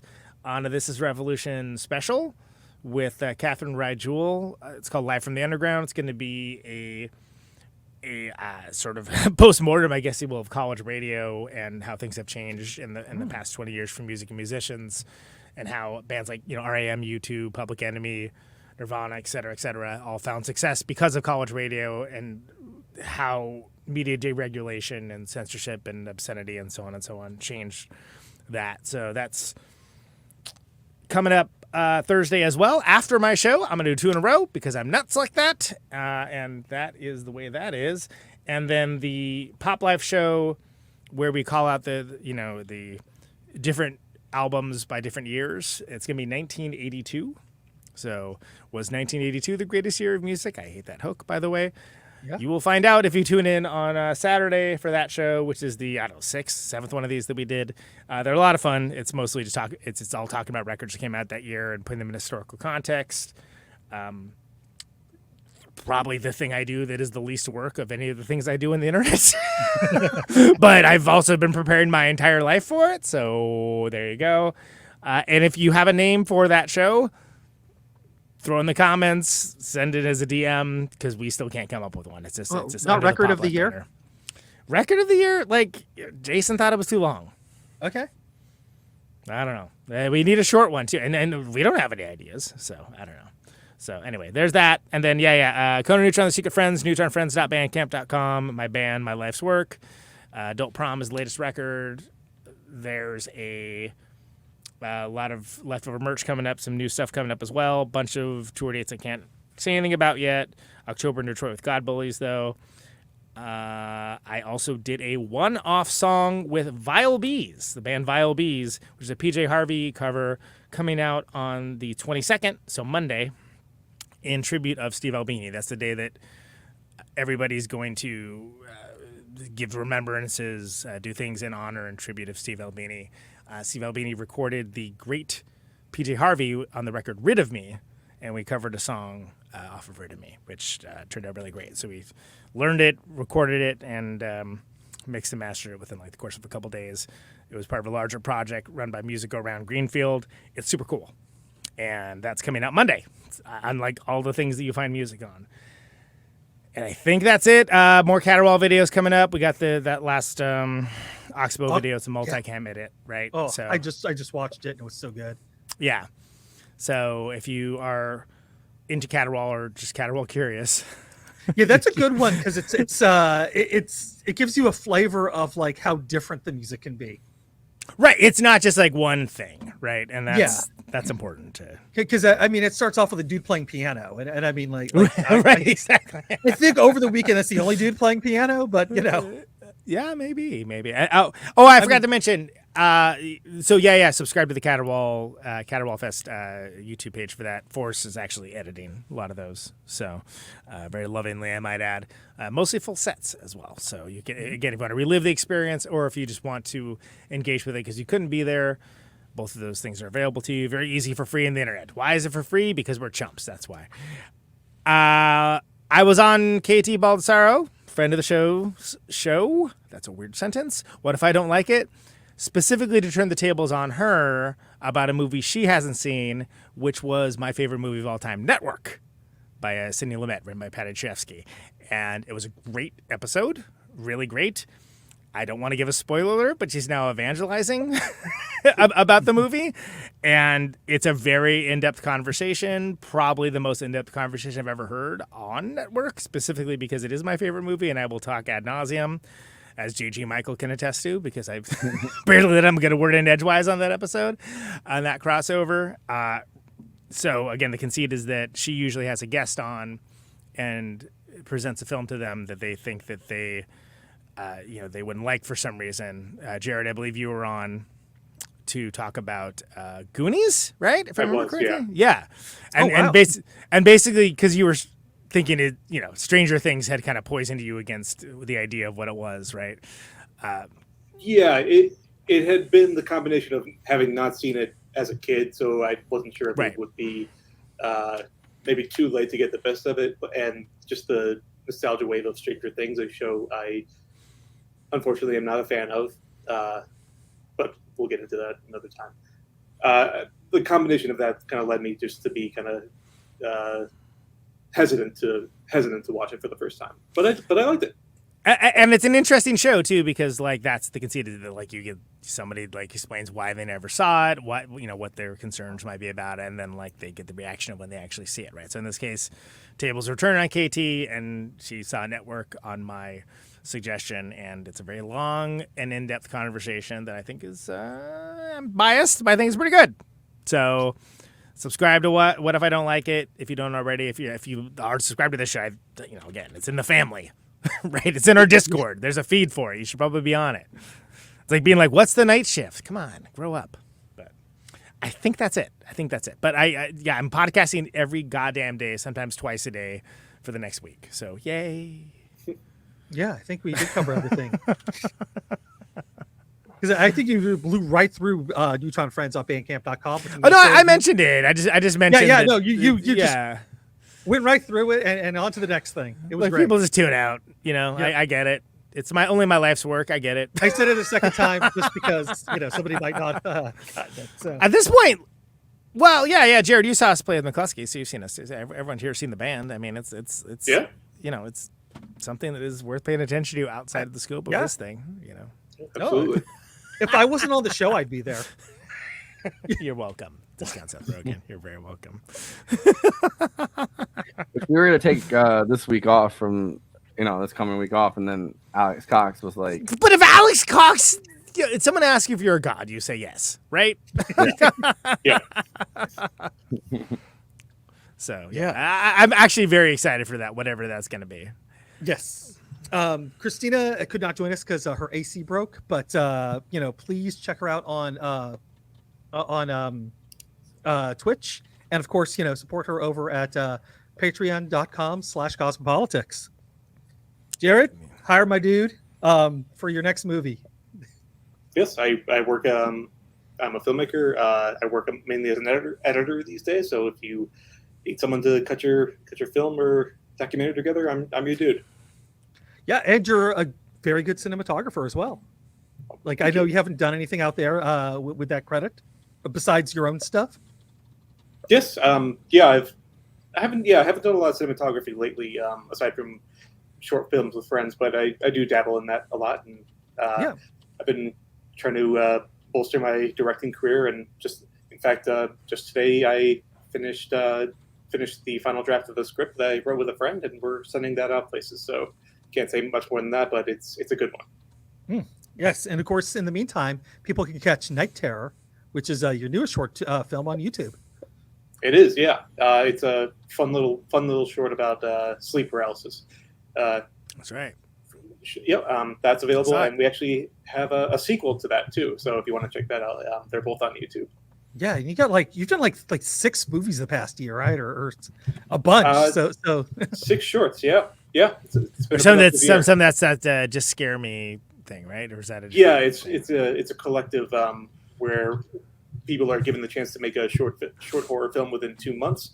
If you don't, then you got to pay $100.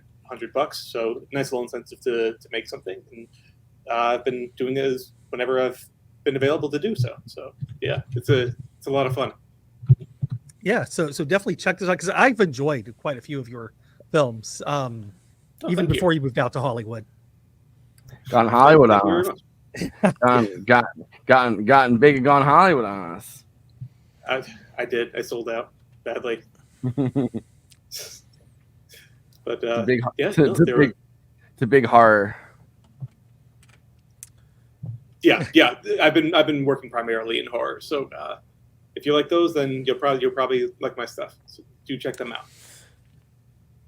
Let's also mention, too, as Forrest mentioned, special Alex Cox episode on Tuesday, the 23rd, the normal slot. We're doing Lord of the Rings with Mike Moraski from Stipple Bathtub, who's the head of visual effects for those movies, for one episode on Tuesday the 30th. Looking forward to that. And then the aforementioned KT and Renee Ruin, our Australian correspondent, are coming on for a second conversation about the films, plural, on August 2nd. And then I think we're doing Deadpool 3, a.k.a. Deadpool v. Wolverine, coming up after that. So that. I forgot about Sunshine. Becky Rice is coming back for Sunshine too, which is an underrated Danny Boyle film. All the promo I see, Deadpool and Wolverine seems to be getting along. So I don't know. The V. I mean, I guess we'll have to see. But yeah, I don't know. Maybe it's Deadpool and Wolverine. I don't even know. I went to that V into something else. I went to Kinds of Kindness in the movie theater, and they had the early promo where they're like, "Hey, turn your phones off." It was Wolverine and Deadpool, yelling at everyone. Oh, right, yeah. Like, this is taking me out of whatever this thing is gonna be. Wolverine was getting super pissed about it and was trying to cut the screen or whatever. Yeah, I saw that. I was like, I feel like this is taking me out of whatever horrific thing I'm about to sit through. really this is far too entertaining. Yeah, exactly. I need the onslaught of misery with no end. I was already tense because I had read this is a movie of extreme cruelty, and I was already tense, and then I was like, okay, I need Ryan Reynolds, get out of here. I need to find out what the fuck I'm about to. I think you're lucky because I got the trailer for a guy dying and going to find his long lost love before he dies, and that's the intro I got. Well, I had several trailers. Why were you shaking your hand like a politician? Why were you're like, and that's how we're gonna get America working again? That's the intro I got. I've been watching too much of the RNC during that trailer. There was a bunch of different weird fucking. Once again, audio listeners, I don't know what the hell's happening. What is happening? Sorry. So there's a bunch of weird, crazy trailers before it of different stuff that's coming out. Some of them were comedies. Some of because I was at Regal Cinema, so they really backload the trailers now.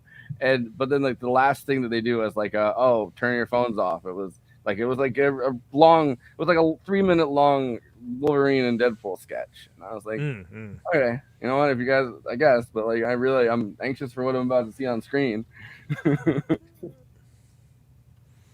But Jared, do you have some final thoughts on whatever movie we're discussing? I've lost it. Furiosa. Furiosa. Yeah, Furiosa. It's a fantastic movie.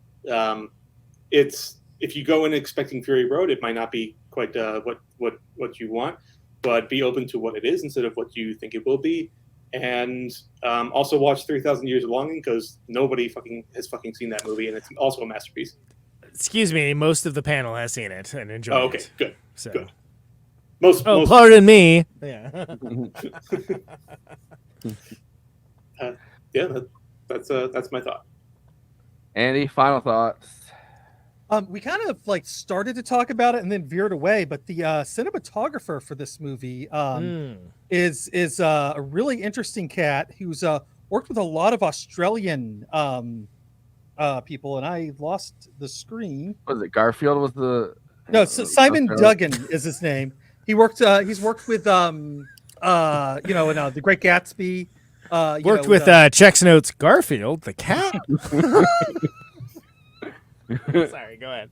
But he actually he was painting lasagna. Sorry, I wasn't. No, he was lasagna every day on his rider. What the fuck? It's really weird. Anyway, yeah, cinematographer. Yep, go ahead. Yeah, no, he but one of his first films he did was one of my favorites is Garage Days, and very really good sense of color in all of his films. I mean, Gatsby, gorgeous film. I can't say anything else about that movie other than it's pretty to look at. So the Leo one, right? He also did a batshit movie Knowing with Nicolas Cage. Yeah. So he works with Alex Proyas a lot, I think. Mostly Australian directors, it seems like Proyas. He worked with Scrotus. He worked. He worked with Dementus. Oh, he actually with Humongous. He worked with all of them, all the greats. Yeah. He worked with Mel Gibson on. He worked Hacksaw with Ridge. Chum Bucket. Who can forget? Toe cutter. You know. Toe cutter. Yeah, exactly. But, yeah, no. So I just Had a wanted to real kind of bad shout time him at the out because he really is quite good. Maybe because the movies aren't Hasn't great, worked but with it's the Piss Boy yet. visuals. And the visuals are always The great. Piss Boy collab is coming up in the fall. It's a prestige A24 picture.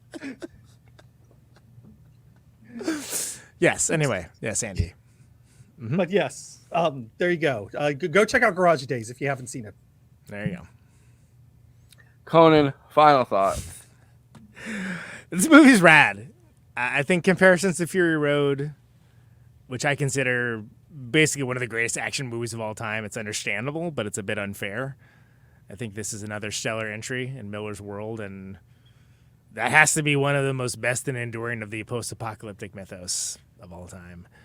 I was a little skeptical of Anya Taylor-Joy's portrayal of Furiosa just because Theron's performance is so awesome. But I think she did a great job, and there's a stage of growth. You know, what is a prequel if not an origin story? And so you get to see how she becomes a paragon of the Wasteland. Chris Hemsworth and his fake nose eating it up. Great character actor Villainy here. I love Praetorian Jack as well, another standout. Dark fairy tale for adults with an incredible visual flair. And I think that the war rig scene alone makes it essential viewing for anyone that loves action and spectacle. It's one of my favorites of the year. And I feel like this movie deserved better. And this movie deserved to be a huge hit. And there are other things that are doing really well. I'm like, really? That's the thing? And this movie seems like a stone cold layup. I don't understand. So I hope it finds an audience on streaming. Because it's badass. One thing people can watch on their cracked iPhone on the bus with no speakers on, yeah. Movies One thing would we always didn't- find an audience eventually. Yeah. One thing we didn't mention is that Anya Taylor-Joy was like when she was auditioning. I guess it was like really not a very informal audition because George Miller contacted her and was like, "Hey, I want you to audition for this movie." So during her audition that she was going through, he made her do the "I want you to get angry" scene from Network. That's the Peter Finch. Once you get mad, it's one of the great speeches. And I mean, what the most amazing thing about Network, which again, if you want to hear more about that, literally just listen to that episode I did with the KT because we talk about it at length. There's like 3 or 4 of those types of monologues in that movie, and it's one of the reasons why it's funny to make her do a monologue when she literally just says one or two things in this movie. Yeah, well, she's probably more words than the entire movie, sure. Yeah, but it is funny because Network posthumous Oscar for Peter Finch for Best Actor up against fucking Taxi Driver and Rocky and All the President's Men. I want you to get mad. I want you. Where's that? Go out your window. Stick your head out. I won't. Stick your head out and yell, Adrian. Anyway, yeah. I love Network, and if you want to hear me opine about that a lot and kind of convert KT over to the cult, listen to that episode. And that is one of the great monologues, just like how like Glenn Geiger and Ross has a couple as well. You know, there's a few. There's the Ned Beatty one, which is astounding. And again, you can hear me sort of explain that to her, be like, there's going to be a part. It's going to be something that's a small part, but it's going to be huge. And she was like, you knew exactly what I was talking about immediately. And it's great. It's a great format, especially if you love a movie, then you get to hear people before they do it, before they know it, and then after they know it. It's kind of can't think of anything else you get to hear that with. So it's a really wonderful format. I still remember before I saw Network, my first introduction to the Network existing as a movie was literally the first second of Better Call Saul, where he walks into the room and he goes, "And you will atone," and then walks out and like, and he's like, not UHF. No, but he's looking around the room. He's like, no, all right. There's an episode of The Boys, actually is the one that came out on July 4th, where the character who's like, the evil AOC character, right, as people reductively have said for that very nuanced character, not only homages the Ned Beatty speech, but like flat out like lifts a couple of the lines, like done out of love, but I was like, wow, how prescient. Also, a Faye Dunaway documentary came out on Monday, which is nuts because that's when the podcast dropped. Yeah. Like on Max. So it's like, it was like, wow. Yeah, like we're astoundingly good timing for some reason. It was like her life story, right? That she went through. And yeah. There's another. It was the Gene Wilder one that just dropped. I guess Gene Wilder one's good. It's good. I mean, it's like not everything can be the Sparks Brothers. You know what I mean? Where it's like, oh my God, this like transcends the form, becomes art in and of itself. Sometimes it's like, cool, that was information about the thing I was interested in finding information out about. That used to be just like like TV, right? And now it's like, right. Now they're like, all right, we can make it as a streaming movie. Like, yeah, it's content now. yeah. But I hope Furiosa does not become content because it's a badass movie, and it's. I hope not. I really hope that people. Piss Boy live stream. Now, Piss Boy's A24 movie. That's gonna be it. The origin of Piss Boy. He's got his OnlyFans where he sells his bottles of piss. Or they executive producer Scrotus. They're gonna have a prestige. Scrotus, like what a I call prestige HBO show just called Immortan. Right. Yeah. Chum Bucket's gonna be there. The Octobus makes an appearance. Yeah, it's great. It's his little gang. He's like, Scrotus, get on in here, Scrotus. Can I say other than and audio listeners may not know this, other than Andy later changing his subtitle to Contradictator, which is a thing I misheard him say that was funny. At one point, we all had names of various like subordinate like henchmen, lackeys, et cetera, of this, because that's how like built in this world is. Right? They were like, I think that's amazing. Like, it's talk about like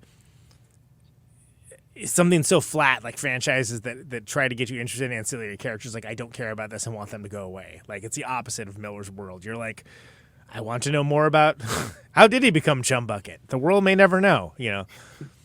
And Andy could have revealed the secret that his real name's Immortan Joe Andrew World. You know, could have done that, yeah. There you go. And with that, amazing. That's it, huh? All right. Well.